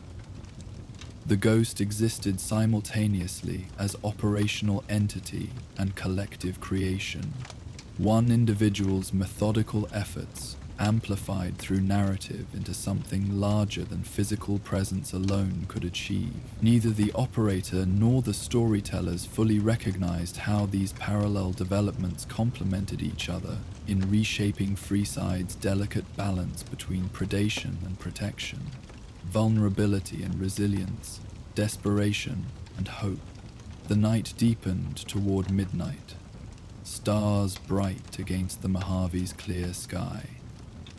Through Freeside's complicated shadows, a solitary figure continued patient movement between observation positions, gathering intelligence, documenting patterns, occasionally intervening at carefully selected moments before disappearing once more into the darkness that had birthed a legend. Neither fully human in capability nor truly supernatural in nature, the ghost occupied the nebulous territory between wasteland reality and collective imagination, both more and less than the stories claimed, yet serving purposes beyond either operational objectives or narrative satisfaction alone.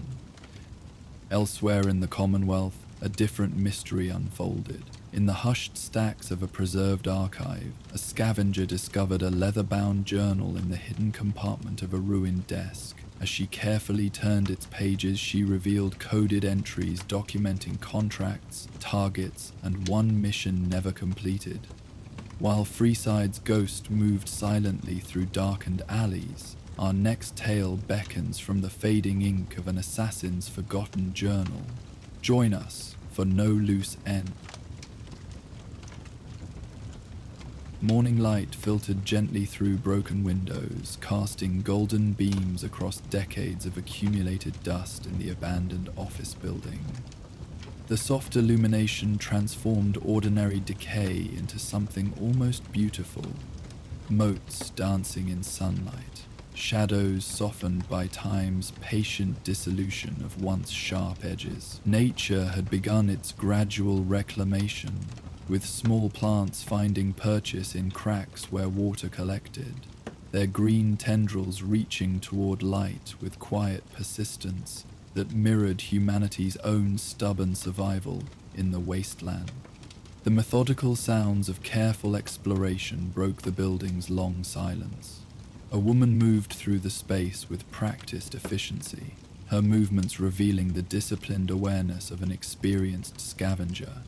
Elena Reyes had survived 15 years in the Commonwealth through careful risk assessment and thorough examination, rather than the hasty grabbing that characterized less successful wasteland opportunists. Her equipment reflected this measured approach: lightweight tools selected for versatility, containers designed for organized collection rather than maximum capacity, defensive weapons maintained for reliability rather than intimidation value. The building had been overlooked by most scavengers, its unassuming exterior suggesting limited salvage potential compared to more obvious targets.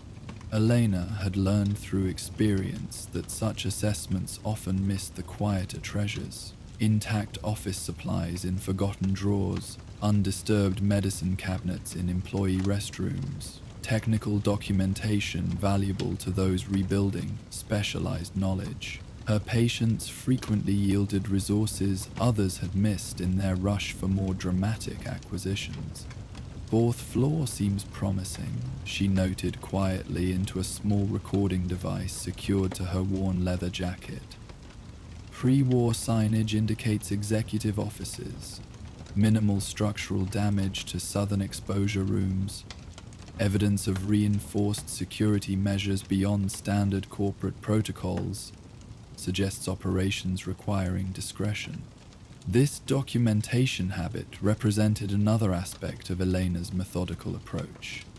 Beyond immediate salvage opportunities, she compiled location assessments and structural observations into a growing archive of Commonwealth knowledge. These records had gradually transformed her from mere scavenger to valued resource consultant, hired by settlements and private clients to locate specific environments or materials based on her extensively documented explorations. The executive floor revealed itself gradually as Elena advanced with careful attention to potential hazards. Weakened flooring, exposed electrical components, trapped spaces created by partial structural collapse. Unlike the standard cubicle arrangement of lower levels, this area presented individual offices with actual walls and doors, many still standing despite centuries of neglect. The spaces suggested previous occupants of sufficient importance to warrant privacy and security, beyond open workspace design. Interesting, Eleanor observed, examining a directory plate still attached to one wall despite its tarnished surface. Standard corporate designations for most offices, but southeastern corner simply marked Special Projects Division without individual names, inconsistent with typical executive floor layout. This anomaly triggered Elena's professional curiosity. Throughout her years of exploration, she had developed instinct for architectural inconsistencies that often indicated hidden purposes beneath obvious function. Corporate buildings particularly tended towards standardized design, making deviations potentially significant, either for understanding historical context or identifying valuable resources concealed beyond conventional access. The Special Projects area featured reinforced doors, notably more substantial than those protecting other executive offices. What had once been electronic security had long since failed, but mechanical backup systems still presented challenge to casual exploration. Eleanor studied these barriers with the patient assessment of someone who viewed such obstacles as puzzles rather than impediments, identifying structural weaknesses and potential bypass methods without destructive force that might damage whatever lay beyond. Lock mechanism appears to be Robbins-Veltman Type 7, she noted into her recorder after careful examination. Dual cylinder with reinforced bolt assembly. Beyond standard executive security for the period. Suggests contents warranting exceptional protection, even by pre-war corporate standards. From her carefully organized tool pouch, Eleanor selected several implements designed specifically for addressing pre-war security systems. Unlike the brute force approach common among raiders, her methods emphasized preservation and understanding, working with mechanical systems rather than destroying them, maintaining structural integrity of historical environments while still accessing their protected contents. The lock yielded gradually to her experienced manipulation, mechanical components responding to carefully applied pressure and systematic testing of potential combinations. When the final tumbler settled into alignment, the satisfying click of disengagement emerged, not as conquest, but as successful communication with the remnants of a world long vanished beneath nuclear fire. Access achieved approximately 9:32, Elena recorded as the reinforced door swung open on surprisingly well-maintained hinges. Preservation level exceptional compared to surrounding areas. Possible hermetic sealing or environmental control systems maintained integrity despite power failure. The revealed space confirmed her assessment of special significance. Unlike the decayed standard offices throughout the building, this area showed remarkably limited deterioration. Dust-covered surfaces, but furniture remained intact, papers still occupied, desks rather than being scattered by centuries of wasteland winds. Electronic equipment stood in ordered arrangements despite long inactivity. Most notably, the room appeared to have been abandoned in orderly fashion, rather than the chaotic evacuation evident in most pre-war environments. Fascinating, Elena breathed, professional detachment momentarily yielding to genuine wonder.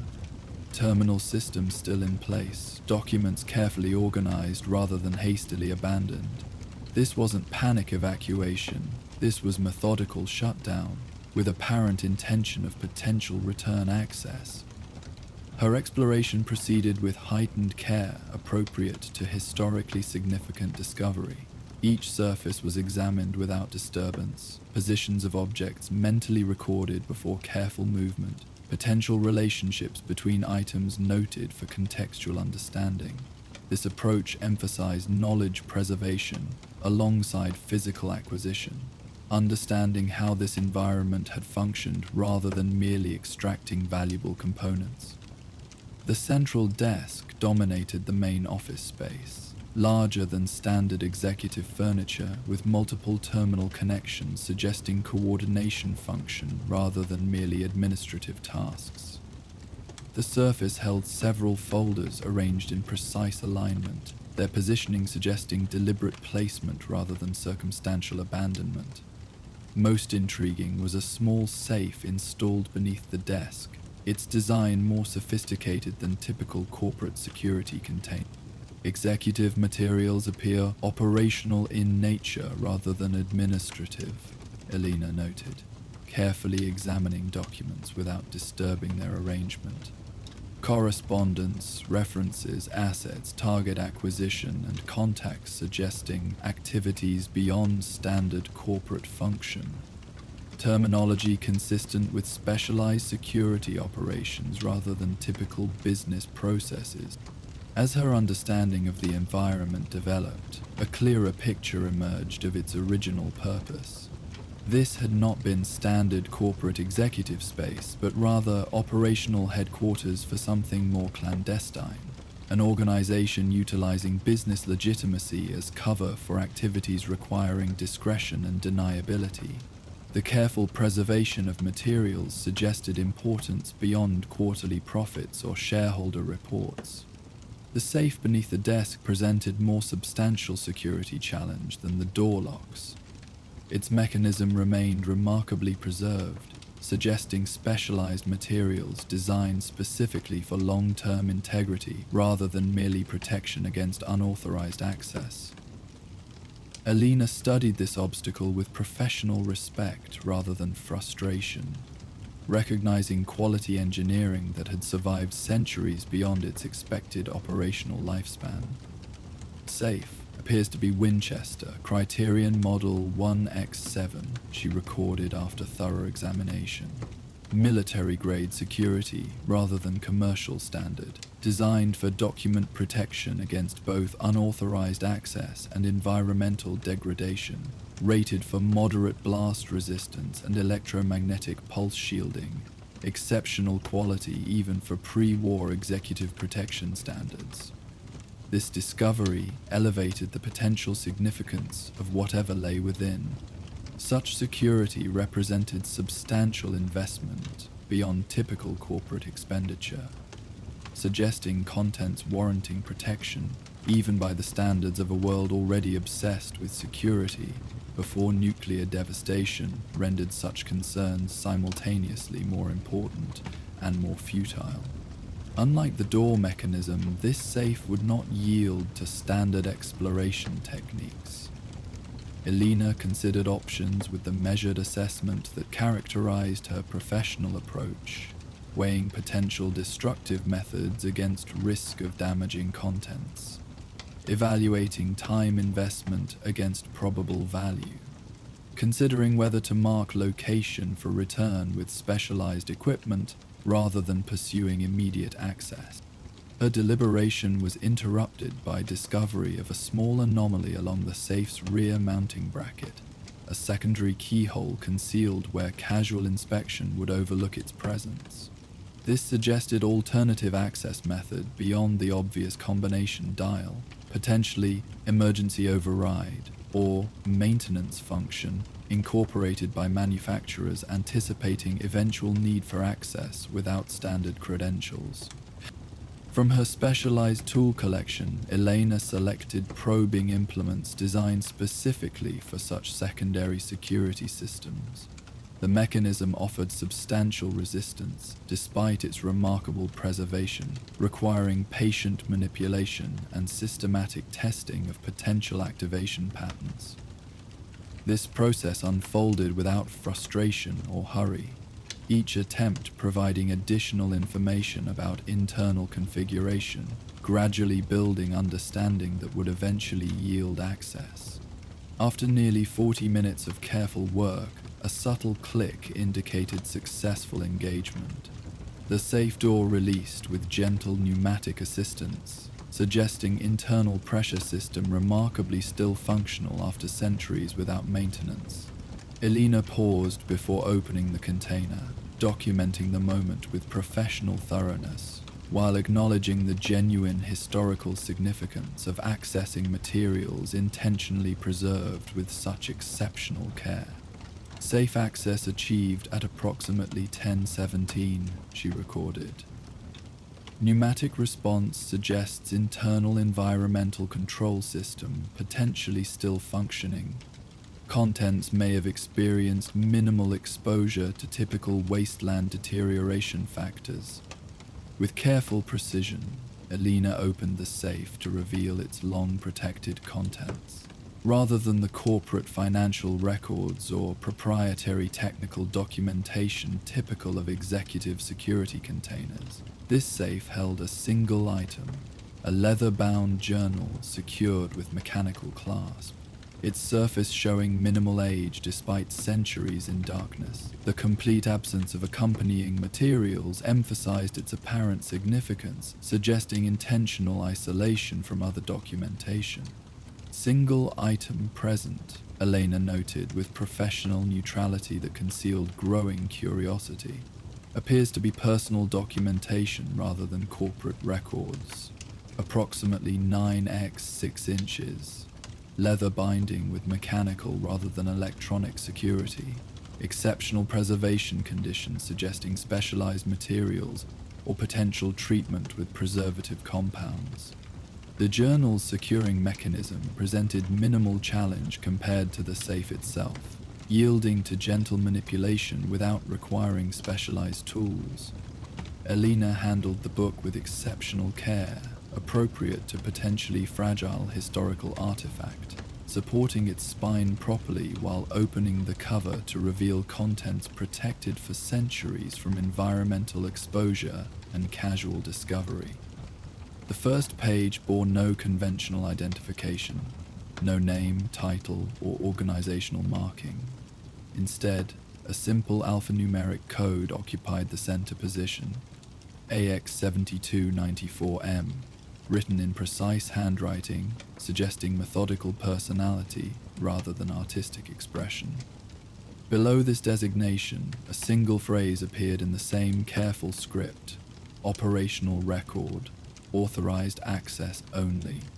Initial examination suggests specialized operational documentation rather than personal journal, Elena recorded, carefully turning to subsequent pages with appropriate handling technique. Contents appear to be systematically organized, field records rather than narrative account. Multiple encoding methods evident, some entries in standard English, others utilizing various cipher systems of apparently increasing complexity. As she continued careful examination, patterns emerged from the journal's methodical entries.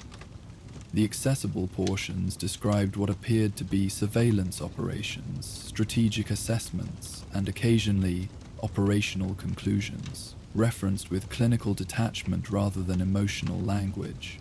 Locations throughout the Commonwealth appeared with precise coordinate designations, many still recognizable despite centuries of wasteland transformation. Fascinating historical significance, Elena noted, professional excitement evident despite measured tone. Appears to document covert operations conducted immediately prior to Great War, references to political tensions and resource conflicts align with known historical escalation patterns preceding nuclear exchange. Most intriguing were references to specific individuals, names accompanied by detailed biographical information, behavioral patterns, security assessments, and vulnerability analyses. These entries featured more comprehensive encoding than operational descriptions, suggesting particular sensitivity even within already secured documentation. The clinical precision of these assessments suggested professional rather than personal interest in the subjects. Elena's careful examination continued through multiple journal sections, building contextual understanding as patterns connected across entries. What emerged was remarkable historical documentation, the operational record of what appeared to be professional operative conducting systematic surveillance and occasional direct intervention throughout pre-war Boston region. The entries spanned approximately 3 years of activity, detailing covert operations with exceptional methodical precision. Journal appears to document activities of specialized operative working for organization, referenced only as division, Elena recorded after substantial review. Operational parameters suggest corporate or private security function rather than governmental affiliation, though some entries reference coordination with military or intelligence assets. This discovery represented exceptional historical value beyond mere salvage opportunity. While wasteland scavengers typically prioritize technological components or practical resources, Elena had developed appreciation for informational preservation. understanding that knowledge itself constituted perhaps the most valuable remnant of pre-war civilization, potentially informing current rebuilding efforts or providing context for technologies discovered without operational documentation. As careful examination continued, Alina discovered section of entries that demonstrated pattern deviation from earlier content. These later journal portions contained more detailed personal observations alongside operational documentation, suggesting evolution beyond purely professional recording. Notes about environmental changes, increased military presence, and civilian behavioral shifts indicated growing awareness of potential societal collapse beyond standard operational parameters. Most significantly, these later entries referenced what appeared to be final assignment, operation designated Hearthstone, with unusual emphasis compared to previous documentation. Unlike earlier entries organized solely by date and location, this section featured additional notation. Priority contract, director authorization level. Final operational section appears to reference high priority assignment conducted approximately 2 weeks before confirmed nuclear exchange, Elena noted, carefully turning preserved pages with appropriate handling technique. Contains more detailed preparation documentation than previous entries, suggesting exceptional significance or complexity.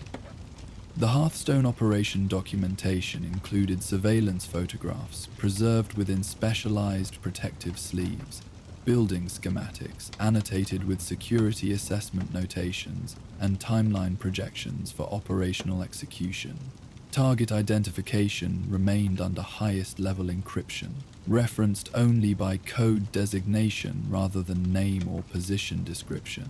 The extensive preparation materials suggested operation of significant importance beyond standard assignments documented in earlier journal sections.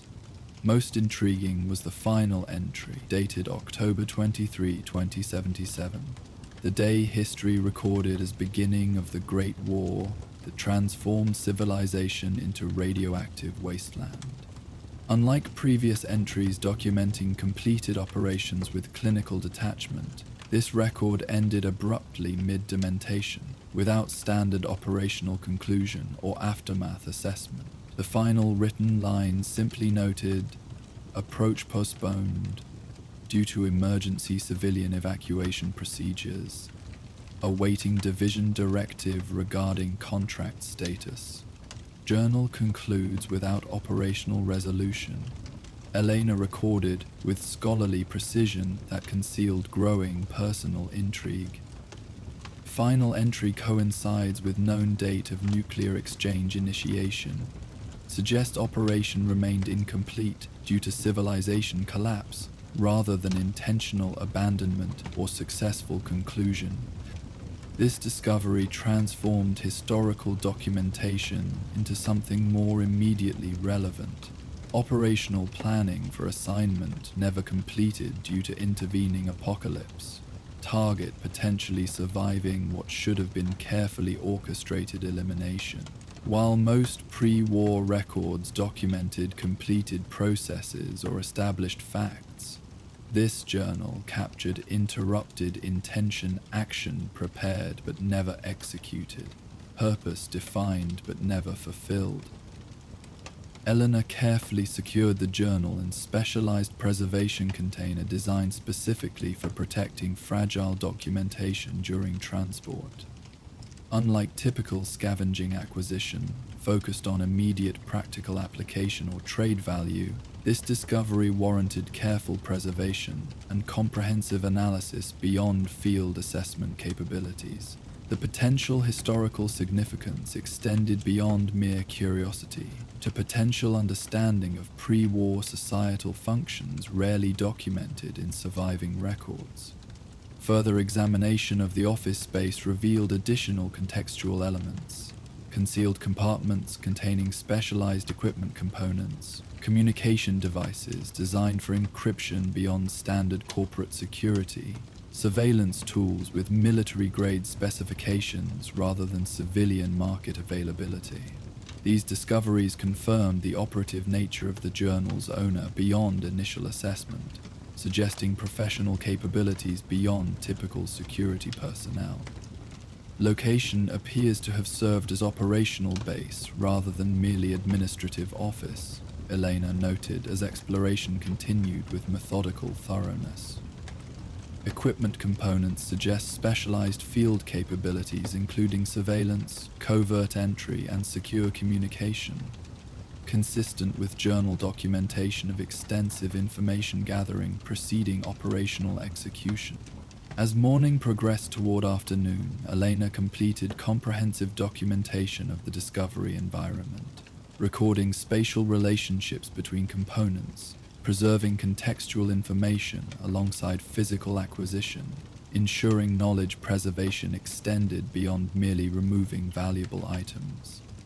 This scholarly approach distinguished her from typical wasteland scavengers, contributing to growing historical understanding rather than merely extracting usable resources. With primary examination complete, Elena prepared for departure with the same methodical efficiency that characterized her exploration. Equipment was properly secured, documentation verified for completeness, acquired materials packed with appropriate protection against transport damage. The journal received particular attention, its preservation container cushioned within her most secure pack section to prevent potential damage during return journey through unpredictable wasteland terrain.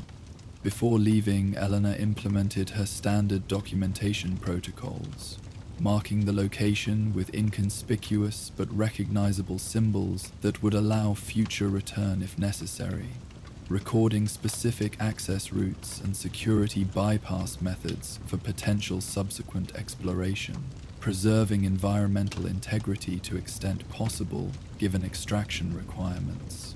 These practices reflected professional respect for historical significance beyond merely extracting immediately valuable components.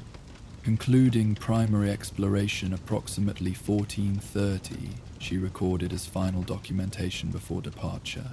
Site warrants potential return with specialized analysis equipment for terminal data extraction if client interest justifies resource allocation. Journal acquisition represents primary significance, discovery requiring comprehensive examination under controlled conditions. The journey from abandoned corporate building back to established settlement areas presented typical wasteland navigation challenges, radiation pockets requiring careful avoidance, structural hazards necessitating route adjustment, occasional wildlife requiring appropriately measured response rather than excessive force application that might attract more dangerous attention. Elena moved through this environment with experienced awareness, neither unnecessarily cautious nor recklessly confident. Throughout this return transit, her thoughts returned repeatedly to the journal secured within her pack. The interrupted operation it documented represented fascinating historical anomaly, preparation without conclusion, intention without execution, purpose defined but never fulfilled. Most wasteland discoveries revealed completed narratives, for better or worse. This interrupted operational record offered unusual perspective into moment when civilization's collapse intervened in individual human intentions.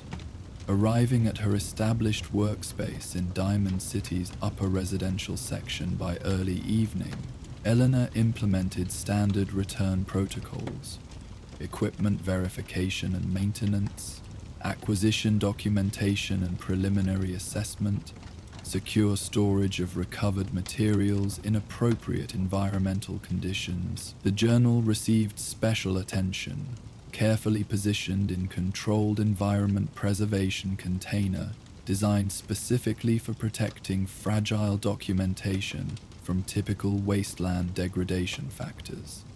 Initial assessment confirms exceptional historical significance, she recorded while examining the journal under appropriate lighting conditions.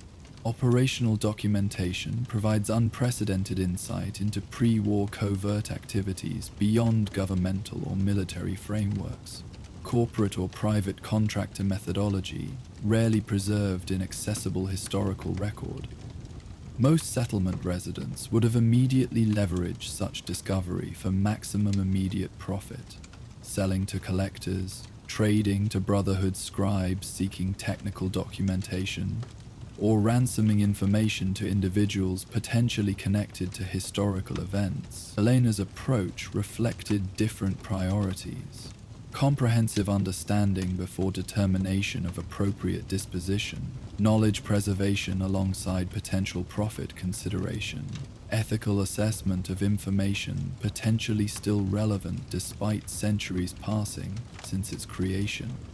Over subsequent days, Elena conducted systematic analysis of the journal's accessible content. Some sections yielded readily to examination, while heavily encrypted portions required specialized decryption techniques developed through years of working with pre-war documentation. Gradually, more comprehensive understanding emerged from these methodical efforts. Operational patterns, organizational structure references, geographical focus areas still identifiable in contemporary Commonwealth. Most intriguing was gradual decryption of Hearthstone operation target information. Unlike most journal entries focusing on individuals apparently selected for surveillance or elimination based on corporate interests or organizational conflicts, this final assignment referenced locations still recognizable in current Commonwealth geography. Coastal installation north of Boston, designated in pre-war documentation as military research facility, but apparently repurposed for specialized application during final resource conflicts preceding nuclear exchange. Target location corresponds with contemporary settlement, established approximately 3 years ago, Elena noted after confirming geographical correlation through regional mapping comparison. Currently designated harbor haven by local population, established as trading outposts serving maritime salvage operations along northeastern coastal region. This connection between pre-war operatives' interrupted assignment and current Commonwealth settlement presented unusual consideration beyond historical documentation. While most pre-war records held primarily academic interest due to passage of time and environmental transformation, this uncompleted operation potentially maintained relevance if its intended target had somehow survived the intervening centuries. Perhaps through ghoulification process that occasionally preserved pre-war individuals into current era, or through cryogenic preservation systems discovered in certain specialized facilities. The journal's operational preparations suggested target of significant importance, resources allocated beyond standard assignment parameters, surveillance conducted over extended period, rather than merely establishing basic pattern recognition, contingency planning indicating anticipated security challenges beyond typical operational complexity. Whatever or whoever Hearthstone targeted had warranted exceptional attention, even by standards of organization apparently specializing in discrete elimination. Ethical assessment required regarding potential contemporary relevance, Elena recorded after confirming geographical correlation remained valid despite centuries of environmental reconfiguration.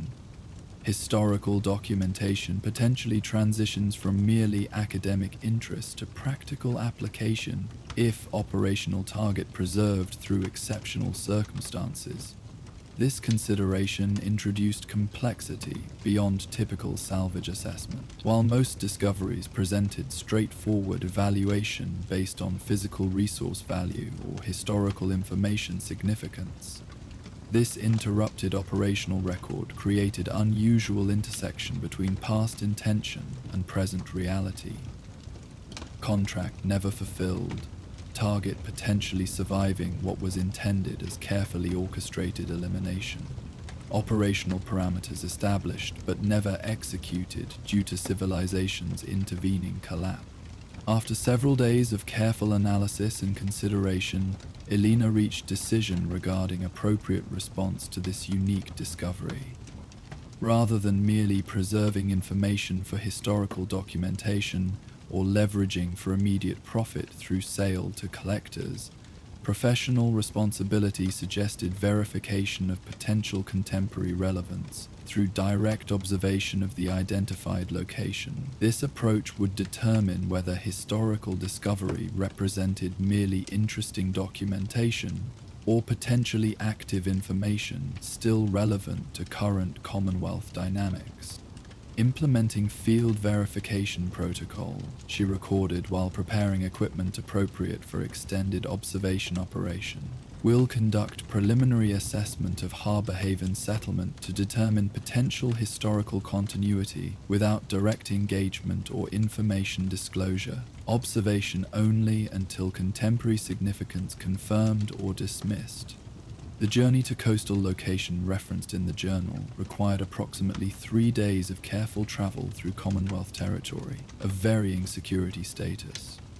Elena moved with experienced efficiency through this landscape, selecting routes balancing directness against exposure risk, maintaining appropriate awareness without excessive caution that might create inefficiency or unnecessary delay. Her equipment reflected balanced preparation for both observation requirements and potential wasteland hazards. Optical enhancement tools alongside defensive capabilities, documentation systems with environmental protection, supplies supporting sustained operation without settlement resupply dependency.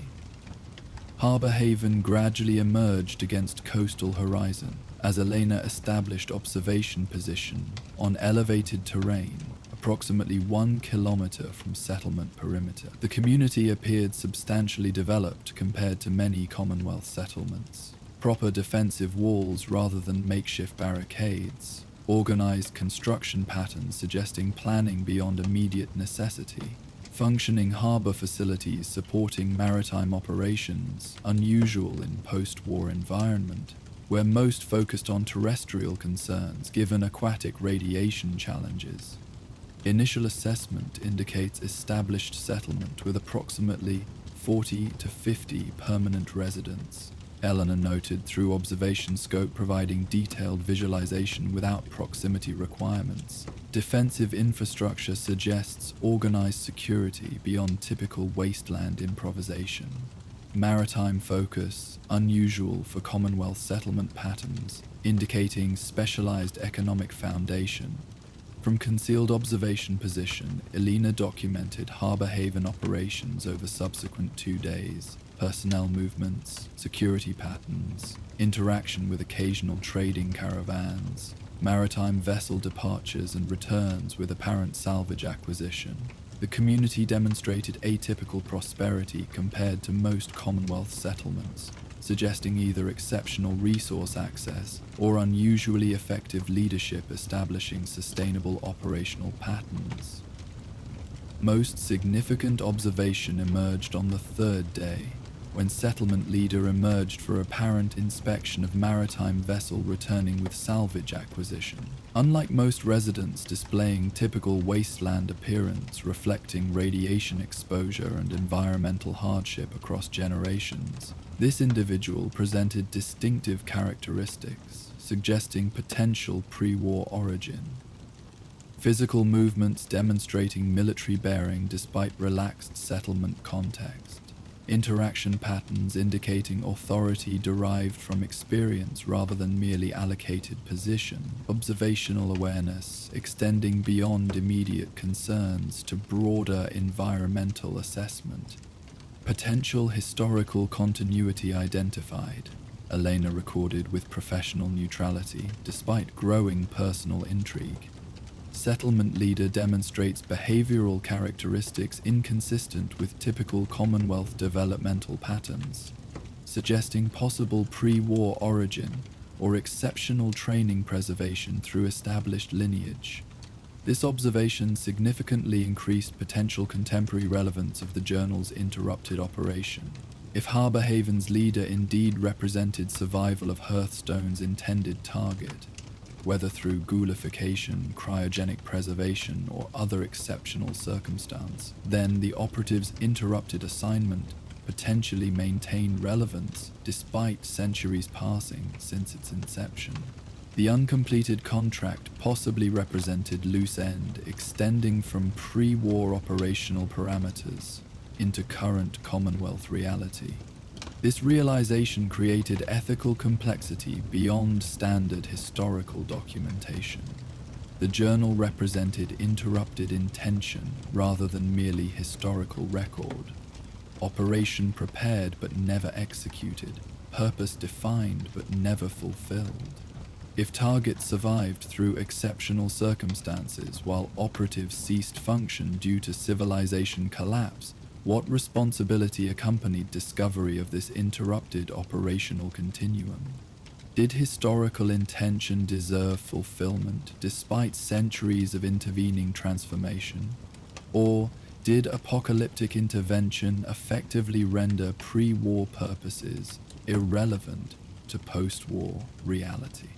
Eleanor considered these questions with the thoughtful deliberation appropriate to their complexity. Harbour Haven appeared to function as productive settlement, contributing positively to regional stability, establishing trade networks, providing secure harbour for legitimate maritime operations, maintaining defensive capabilities without apparent aggressive expansion. Whatever its leader might have represented in pre-war contexts that warranted specialized operative attention, current function seemed beneficial rather than detrimental to Commonwealth recovery efforts.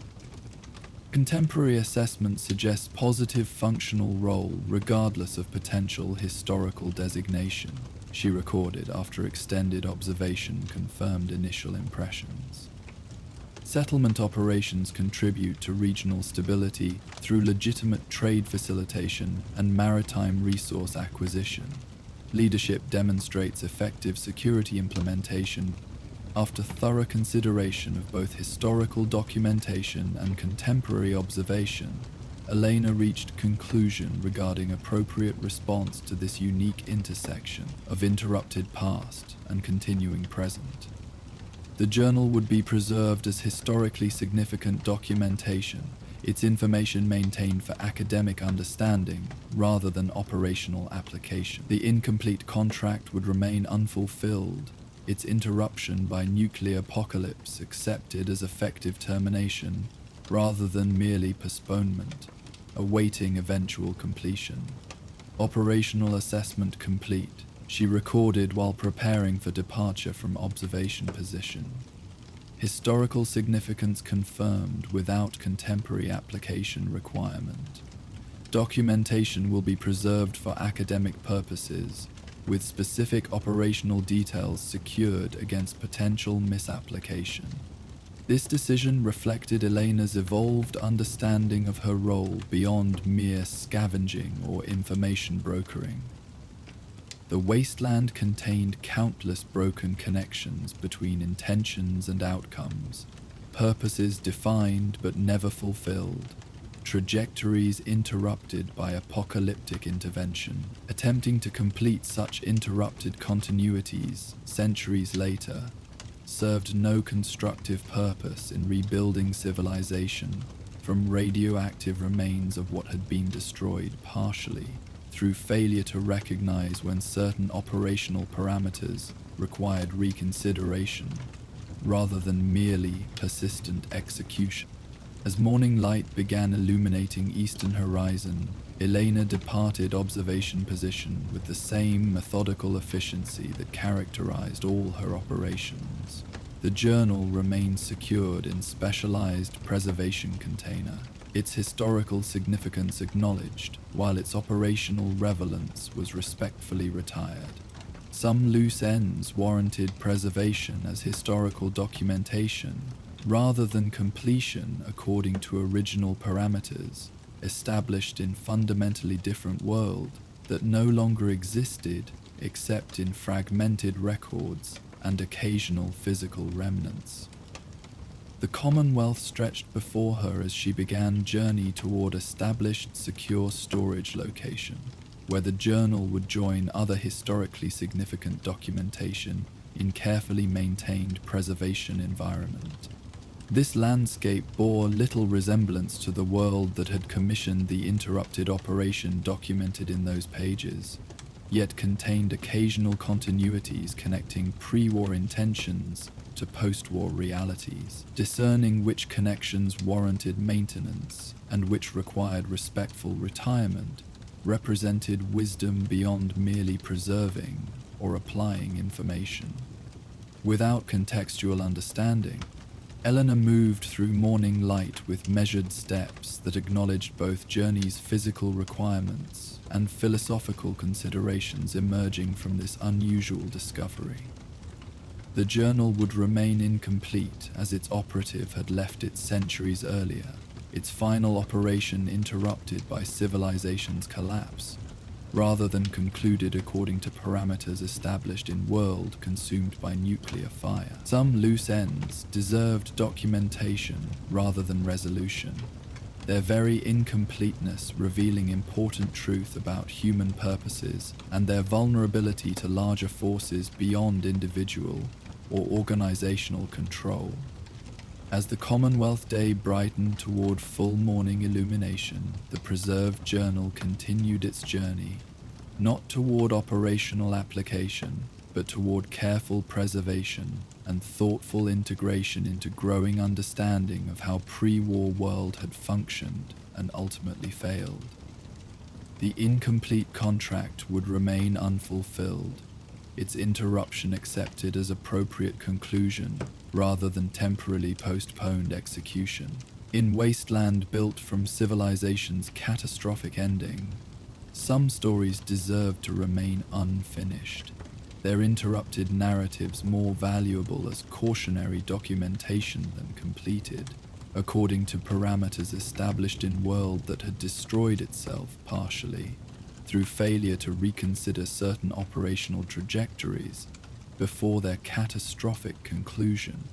While Elena continued her journey back to Diamond City with the assassin's journal safely preserved in her pack, elsewhere in the wasteland, a different kind of moral choice unfolded in rain-soaked silence.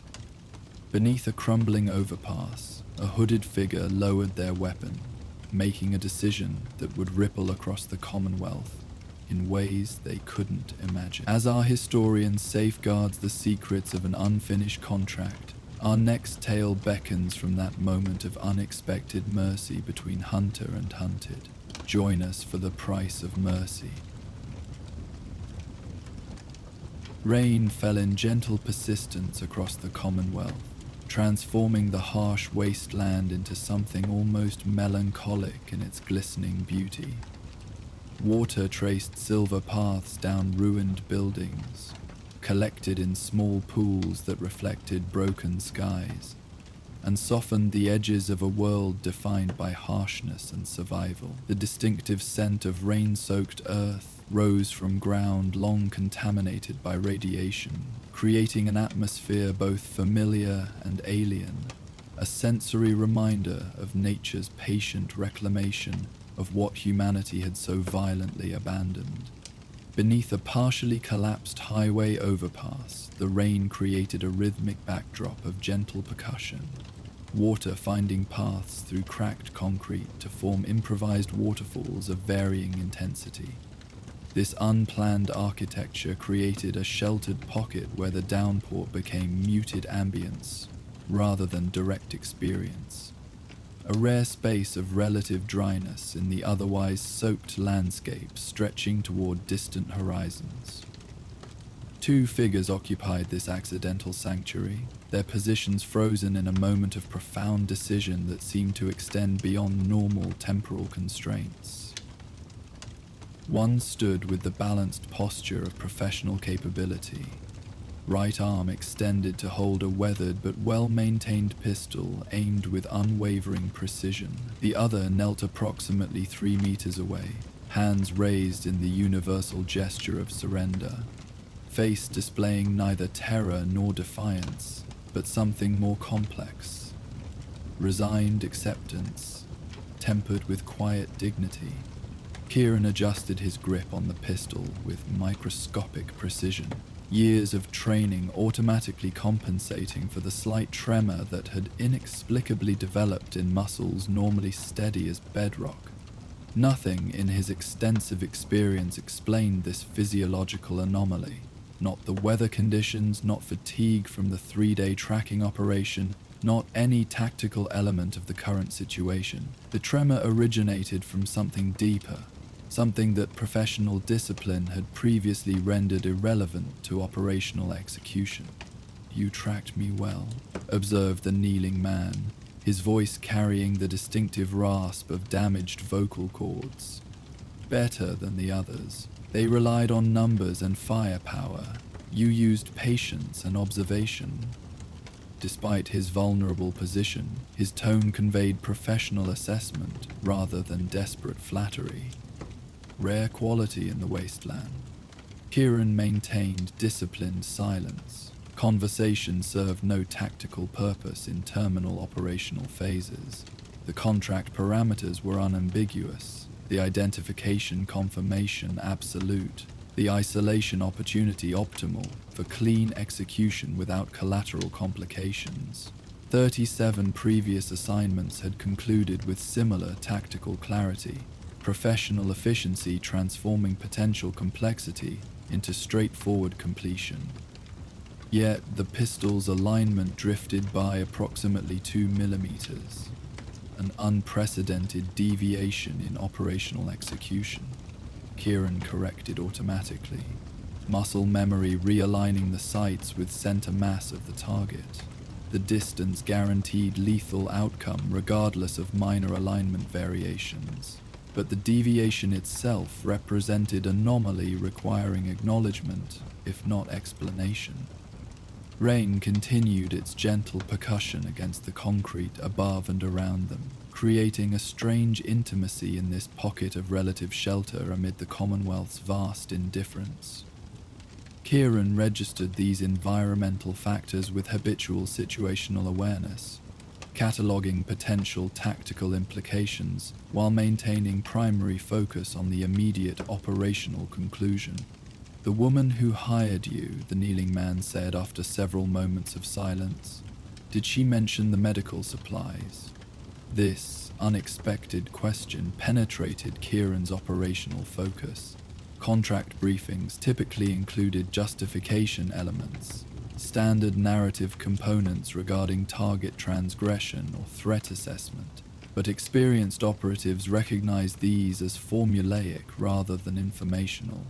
Actual motivations frequently diverged from stated parameters, rendering such details irrelevant to professional execution.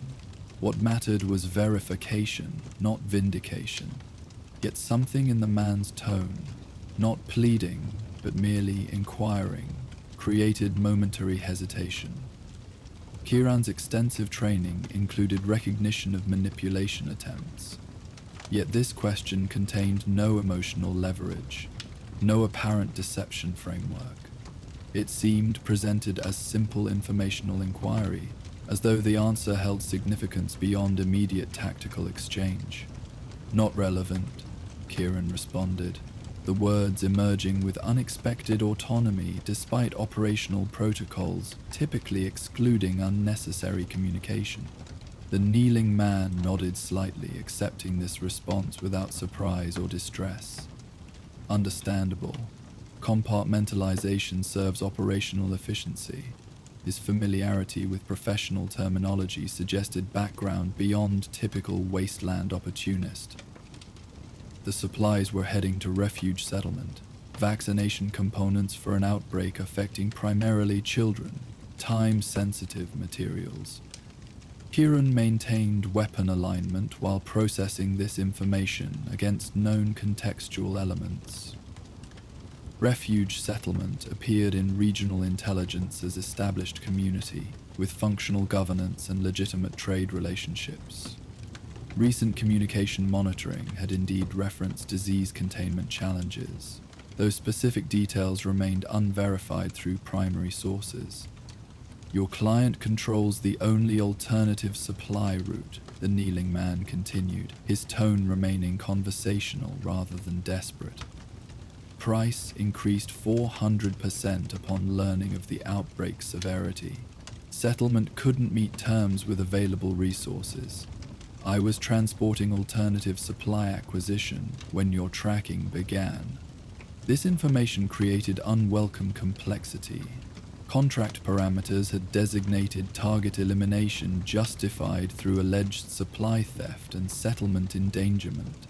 Standard narrative structure providing operational framework without requiring verification. Professionals understood such briefings as functional context rather than binding intelligence, allowing execution without unnecessary ethical entanglement that might compromise operational efficiency. Yet discrepancy between briefing parameters and observed reality had never presented so directly in previous assignments. Kieran's weapon alignment remained precise despite the persistent, subtle tremor that professional discipline could control but not eliminate. The operational moment stretched beyond normal temporal boundaries, each raindrop seeming to hang suspended between sky and earth as decision crystallized from factors previously considered extraneous to professional execution.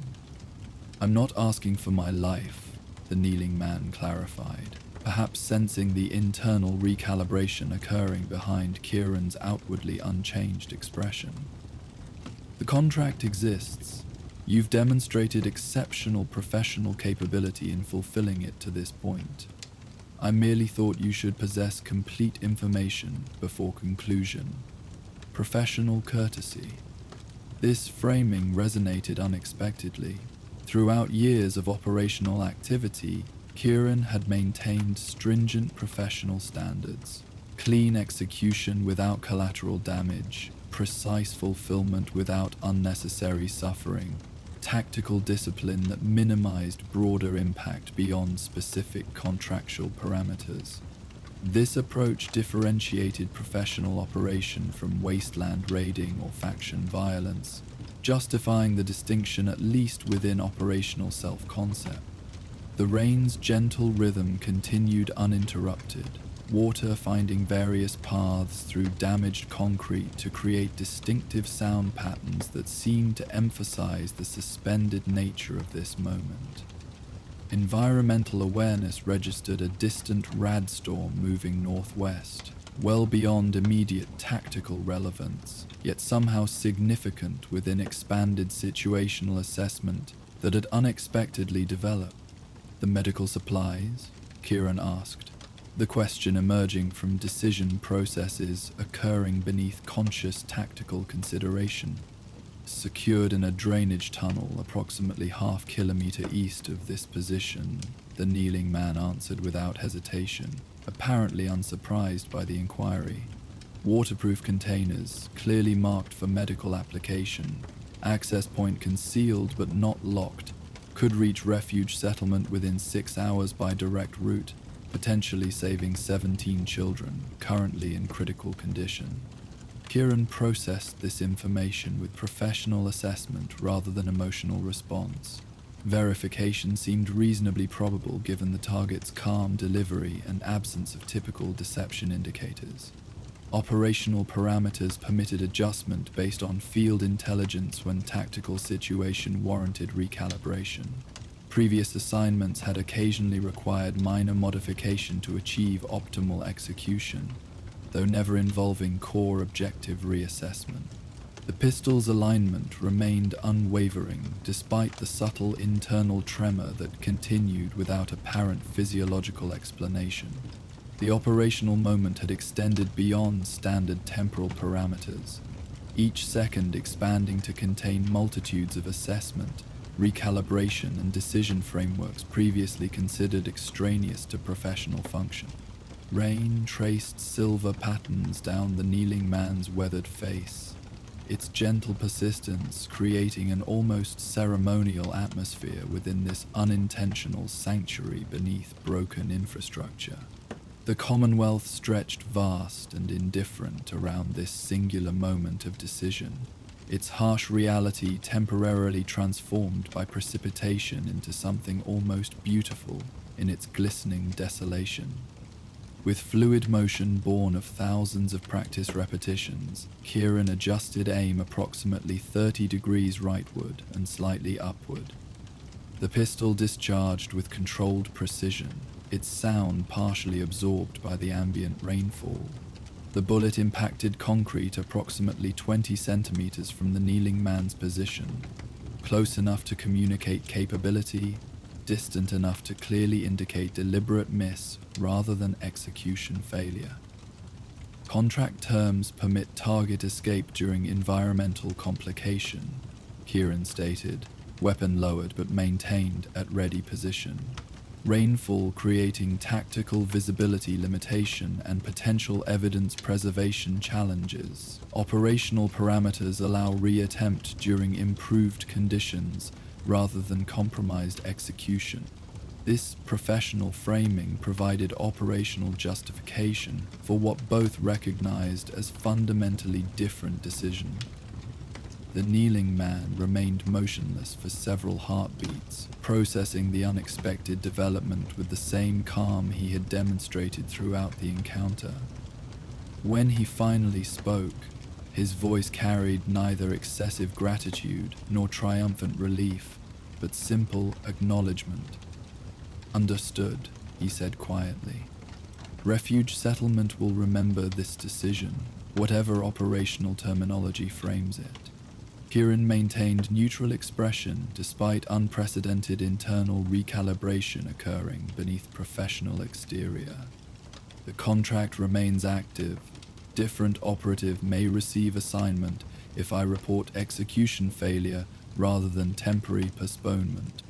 Professional risk assessment acknowledged," the man responded, slowly lowering his hands with appropriate care to avoid triggering defensive response. "I'll complete the supply delivery and accept subsequent operational consequences as they develop." Without further exchange, he rose from kneeling position with deliberate movement that maintained non-threatening posture. His eyes held Kieran's for a brief moment, not challenging, not pleading, merely acknowledging the significance of what had transpired beyond its tactical parameters. Then he turned and moved toward the eastern edge of the overpass shelter, pace measured rather than hurried, despite obvious delivery urgency. Kieran maintained observation position until the figure disappeared into rain-obscured landscape, proceeding presumably toward the concealed medical supplies and their intended destination. The pistol returned to its holster with the same fluid efficiency that characterized all professional movements. Muscle memory executing proper procedure despite unprecedented operational deviation. Rain continued its gentle percussion against broken concrete, creating ambient soundtrack for internal assessment that would typically be deferred until after assignment completion. The decision to override contract parameters based on field intelligence represented significant operational evolution, with unpredictable consequence trajectories extending beyond immediate tactical consideration. With measured movements that acknowledged the physical reality beyond internal recalibration, Kieran secured the overpass position against potential observation, removing evidence of presence, verifying no identifiable traces remained, implementing standard protocols despite non-standard operational outcome. These habitual procedures provided framework for processing the decision's broader implications while maintaining professional discipline, even as its application had evolved beyond previous parameters. The return journey began with the same methodical efficiency that characterized all aspects of operational activity. Route selection balancing security against efficiency, with appropriate adjustment for weather conditions and visibility limitations. Yet beneath this unchanged exterior, unprecedented assessment continued, examining not merely tactical execution but fundamental operational framework that had previously remained unquestioned through 37 successful contract completions.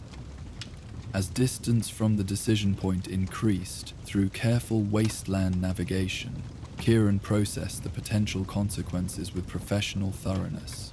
The immediate tactical implications were straightforward.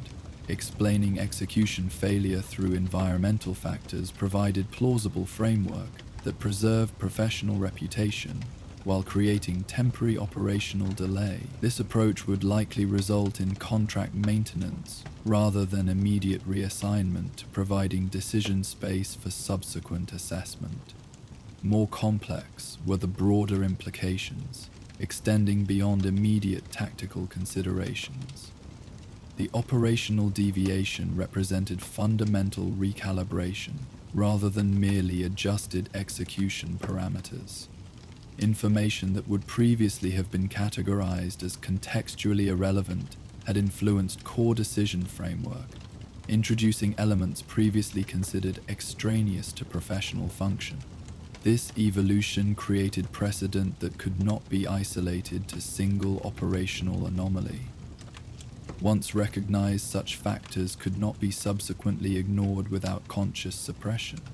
The Commonwealth reign continued its gentle persistence throughout this return journey, transforming familiar terrain into temporarily altered landscape where even the most hostile environments took on almost melancholic beauty. Kieran moved through this transformed wasteland with habitual situational awareness, navigating physical reality while simultaneously processing internal recalibration of previously unquestioned operational parameters. By late afternoon, the distinctive silhouette of Diamond City's walls emerged through diminishing rainfall. The settlement's improvised architecture somehow more compelling, with water tracing silver pathways along salvaged materials and repurposed structures. The community represented stability amid wasteland chaos, attempting functional governance despite environmental challenges and human nature's persistent complications. Its existence demonstrated possibility beyond merely survival, potential for rebuilding rather than simply persisting among civilization's radioactive remains. Kieran approached the settlement through standard access routes, maintaining operational security protocols despite absence of active pursuit risk.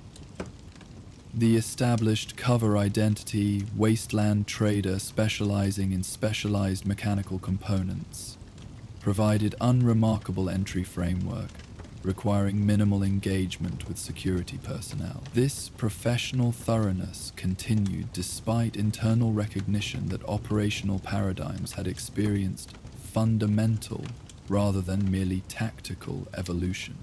Within Diamond City's relative safety, Kieran secured temporary lodging with the same efficiency that characterized all logistical arrangements. Adequate privacy without excessive resource expenditure, reasonable security without suspicious fortification, appropriate anonymity without concerning isolation. These balanced considerations reflected professional discipline that remained intact despite operational parameter evolution that had occurred beneath the overpass shelter. The room itself presented standard wasteland accommodation, functional necessity without comfort priority, structural integrity without aesthetic consideration, basic amenities reflecting settlement's relative prosperity compared to smaller Commonwealth communities.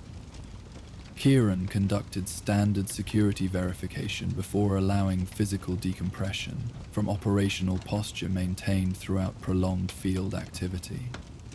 As evening settled over Diamond City, transforming its improvised illumination into scattered constellations against gathering darkness, Kieran began systematic documentation of the assignment. Standard procedure following operational conclusion, whether successful completion or tactical adjustment. This process typically required minimal consideration, professional thoroughness recording relevant details while maintaining appropriate information compartmentalization. Yet, today's documentation presented unprecedented challenge. The operational facts themselves were straightforward, target located through effective tracking methodology. engagement opportunity established with optimal environmental conditions for undisturbed execution, tactical positioning achieved with professional efficiency. The deviation point required either documentation with potential consequential implications or deliberate information suppression through omission or misrepresentation. After consideration extending beyond standard assessment parameters, Kieran implemented hybrid approach, documenting factual elements with professional accuracy while framing decision within established operational justification parameters. The report acknowledged opportunity engagement without execution, cited environmental factors as tactical complication, and recommended temporary suspension rather than contract reassignment. This approach preserved professional reputation while creating decision space for subsequent assessment regarding future operational parameters. Documentation complete, Kieran secured the communication for scheduled transmission through established channels. The professional discipline that had defined operational methodology for years remained evident in this process, even as its application had evolved beyond previously unquestioned parameters. This consistency amid transformation perhaps represented true operational adaptability, rather than merely technical adjustment to changing tactical conditions. As night settled more fully across the Commonwealth, Diamond City's ambient sounds gradually diminished from daytime commercial activity to quieter evening operations. Distant conversations from the marketplace, occasional security patrol communications, the subtle mechanical rhythm of water purification systems maintaining essential services while most residents sought whatever rest the wasteland permitted. Kieran conducted equipment maintenance with habitual thoroughness, cleaning the pistol despite its minimal usage, verifying all components remained functional after environmental exposure, ensuring operational readiness despite uncertain future application. This process provided familiar framework for continuing assessment of the decision's broader implications, beyond immediate tactical consideration. The rain had finally ceased, though its effects remained evident in the gentle atmospheric humidity and occasional water droplet finding delayed path from elevated structure to ground below.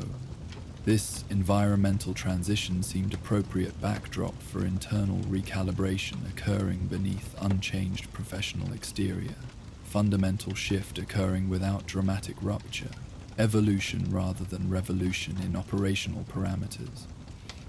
As maintenance procedures concluded, Kieran's assessment reached provisional framework for understanding the operational evolution that had occurred beneath the overpass shelter.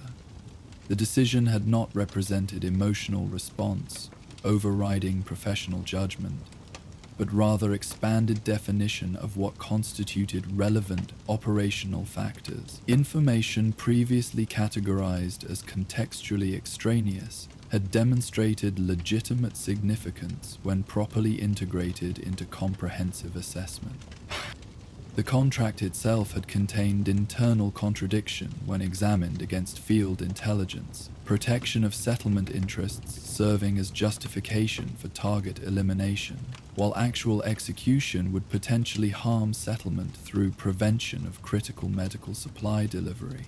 This discrepancy suggested not merely incomplete briefing, but potentially deliberate information manipulation to achieve objectives beyond stated operational parameters. Previous assignments had likely contained similar unstated complexities, though without direct confrontation between briefing parameters and observed reality. The operational evolution had not occurred suddenly beneath the overpass shelter, but had perhaps developed gradually through accumulated discrepancies between stated justification and observed consequences. Today's decision represented recognition threshold rather than isolated deviation. This provisional understanding offered framework for potential operational continuity despite fundamental parameter evolution. Professional discipline remained essential regardless of expanded assessment criteria. Tactical efficiency, security protocols, and execution precision maintained value, even as their application included broader contextual consideration. The operational methodology itself remained sound, even as its purpose underwent recalibration. As midnight approached, Kirin completed final security verification before allowing physical rest cycle to begin. Unlike wasteland predators driven by immediate impulse or desperate necessity, professional methodology acknowledged physiological requirements for sustained operational capability. Disciplined rest represented tactical resource management, rather than vulnerability indulgence. The narrow bed offered minimal comfort by pre-war standards, but adequate functionality by wasteland parameters. Kirin maintained perimeter awareness even while allowing conscious processes to transition toward recovery state, professional discipline ensuring security maintenance despite physical rest requirements. This balanced approach had preserved operational capability throughout years of wasteland activity, where others succumbed to exhaustion or diminished vigilance. Yet as consciousness began its gradual transition toward necessary rest cycle, unprecedented consideration emerged regarding future operational trajectory. The decision beneath the overpass represented not merely tactical adjustment, but fundamental parameter evolution, with consequences extending beyond immediate assignment. This evolution would necessarily influence subsequent contract assessment, rather than remaining isolated to singular operational anomaly. The medical supplies were presumably reaching their destination as these considerations unfolded in Diamond City lodgings. Children suffering from treatable illness would receive necessary care, rather than becoming collateral consequences of contract execution. This outcome would remain invisible within standard operational assessment, yet represented tangible reality beyond tactical parameters. Consequence extending beyond immediate target elimination to broader environmental impact, typically considered extraneous to professional function. This expanded awareness created operational complexity without clear precedent in previous assignment history. Future contracts would require assessment beyond verification and tactical planning, introducing consideration previously deemed extraneous to professional execution.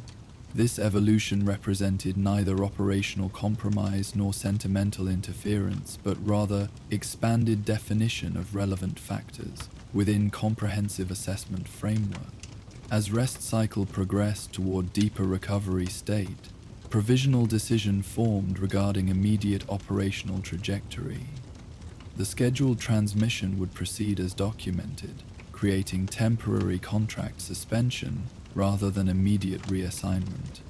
This approach provided assessment space while maintaining professional standing within established operational networks. Subsequent decisions would require evaluation against expanded parameters rather than merely technical execution assessment. Morning arrived with characteristic Commonwealth harshness, sunlight revealing the settlement's improvised nature without the previous day's rain-softened aesthetics. Diamond City awakened to another day of survival and potential rebuilding, its residents emerging to continue whatever function maintained their place within this post-apocalyptic attempt at civilization, rather than merely wasteland survival. Kirin completed morning protocols with unchanged efficiency. Equipment verification, security assessment, environmental awareness establishment. These fundamental disciplines remained valuable regardless of operational parameter evolution, providing framework for effective function within wasteland's challenging environment. Professional methodology transcended specific operational application, maintaining value even as its purpose underwent recalibration. The scheduled transmission proceeded through established channels, documentation transferred without direct engagement through dead-drop methodology that preserved operational security. This process completed the formal assignment conclusion, creating official framework for the tactical decision made beneath rain-soaked overpass. Whatever consequences emerged would develop from this documented position rather than undefined operational status.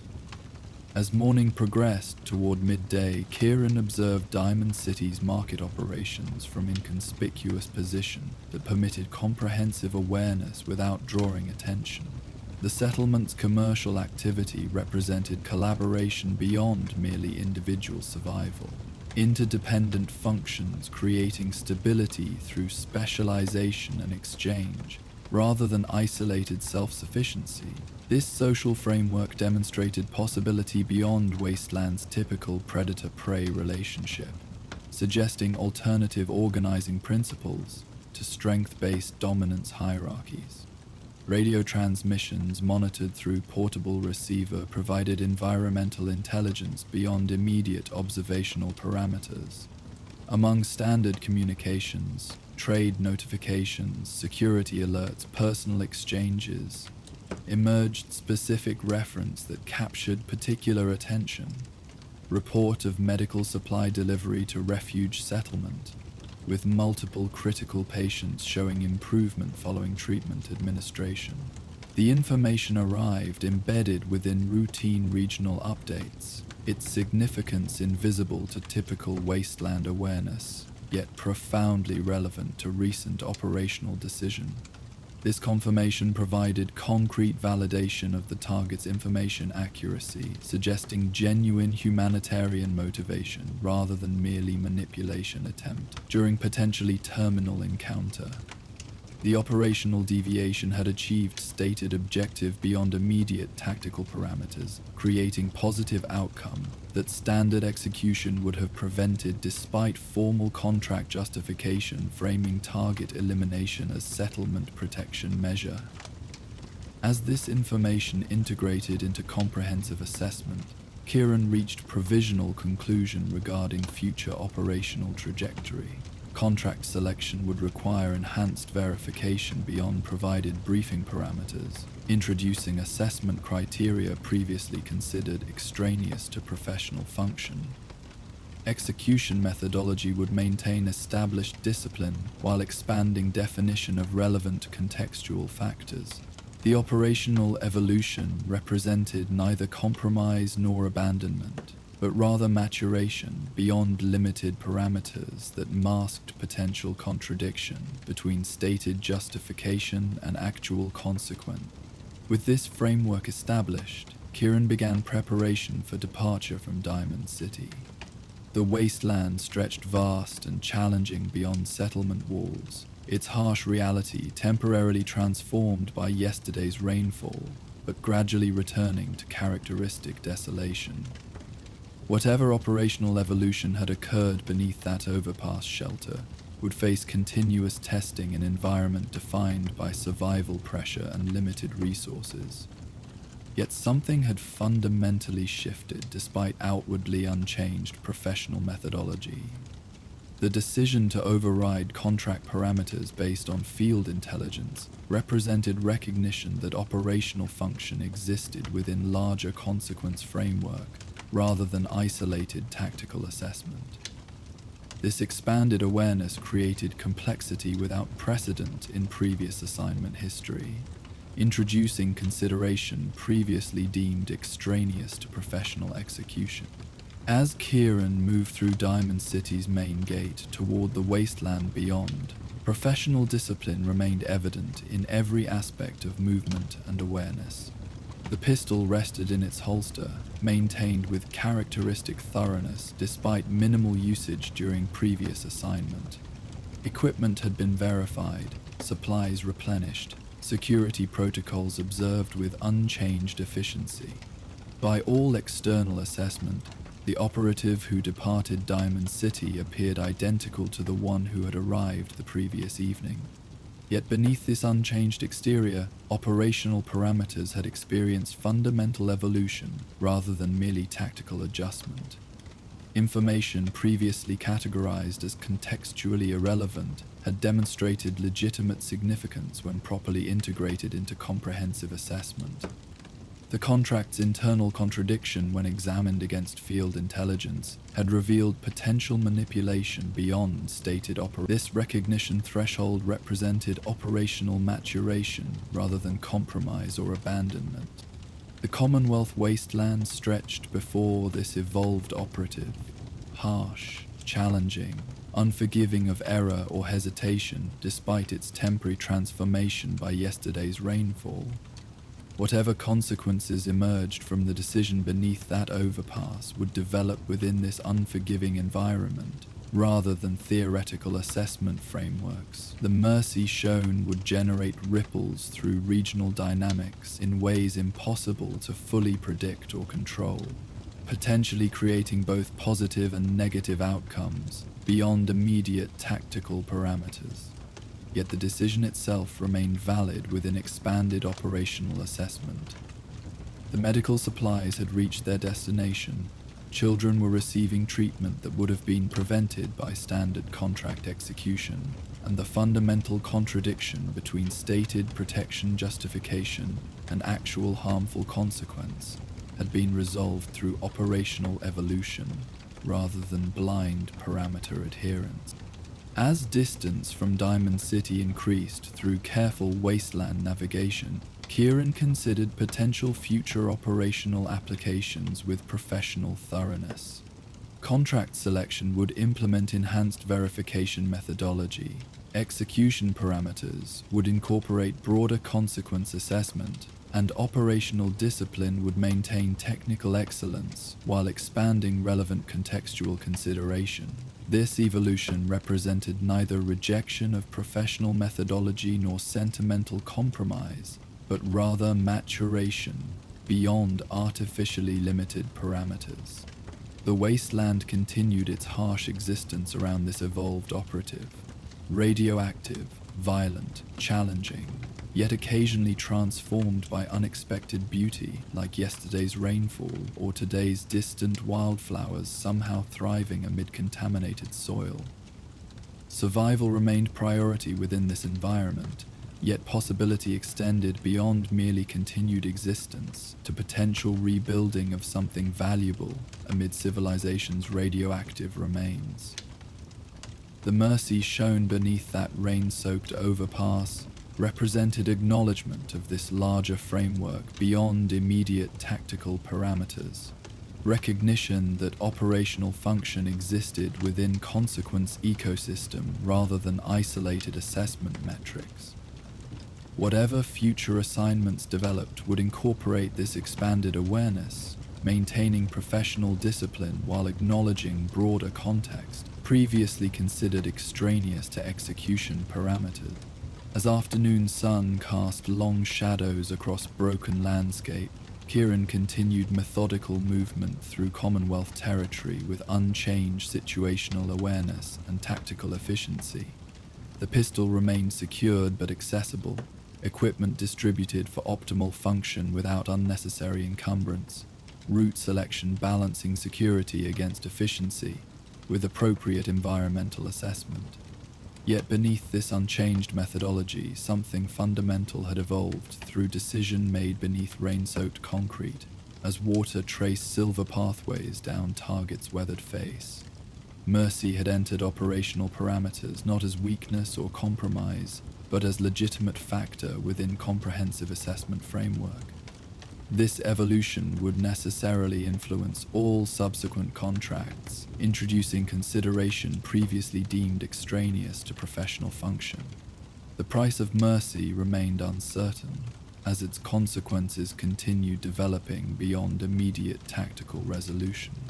Yet its value had been demonstrated through medical supplies reaching their destination, children receiving treatment that standard execution would have prevented, and fundamental contradiction resolved between stated protection justification and actual harmful outcome. Whatever operational complexity this evolution introduced, its validity had been confirmed through tangible consequence beyond theoretical assessment framework. As Kieran disappeared into wasteland distance, moving with unchanged professional efficiency despite fundamental parameter evolution, the Commonwealth continued its harsh existence around this solitary figure. Challenging, unforgiving, yet occasionally offering unexpected beauty amid desolation. The operative moved through this landscape with evolved purpose, maintaining professional discipline while acknowledging broader context that transformed isolated contract parameters into comprehensive consequence assessment. The price of mercy would reveal itself through ripples extending outward from rain-soaked decision point, creating both anticipated and unexpected outcomes as they intersected with Wasteland's complex dynamics. Yet whatever consequences emerged, the operational evolution itself remained valid, acknowledging that true professional excellence required comprehensive assessment beyond artificially limited parameters. In Wasteland built from civilization's catastrophic pursuit of victory at any cost, perhaps mercy represented not operational weakness, but evolutionary advantage. Sustainable function amid environment where mere survival without purpose ultimately became indistinguishable from slow extinction. Thanks for wandering the wasteland with me tonight. If these stories helped you relax, don't forget to like, subscribe, and share your thoughts in the comments. For uninterrupted sleep, these videos play straight through without ads, letting the sounds of the wasteland guide you all night long. If you want more, check out our Patreon for early access and exclusive Spotify playlists. Link in the description. Sleep well, fellow vault dwellers. May your dreams be peaceful and your nights raid-free. Good night.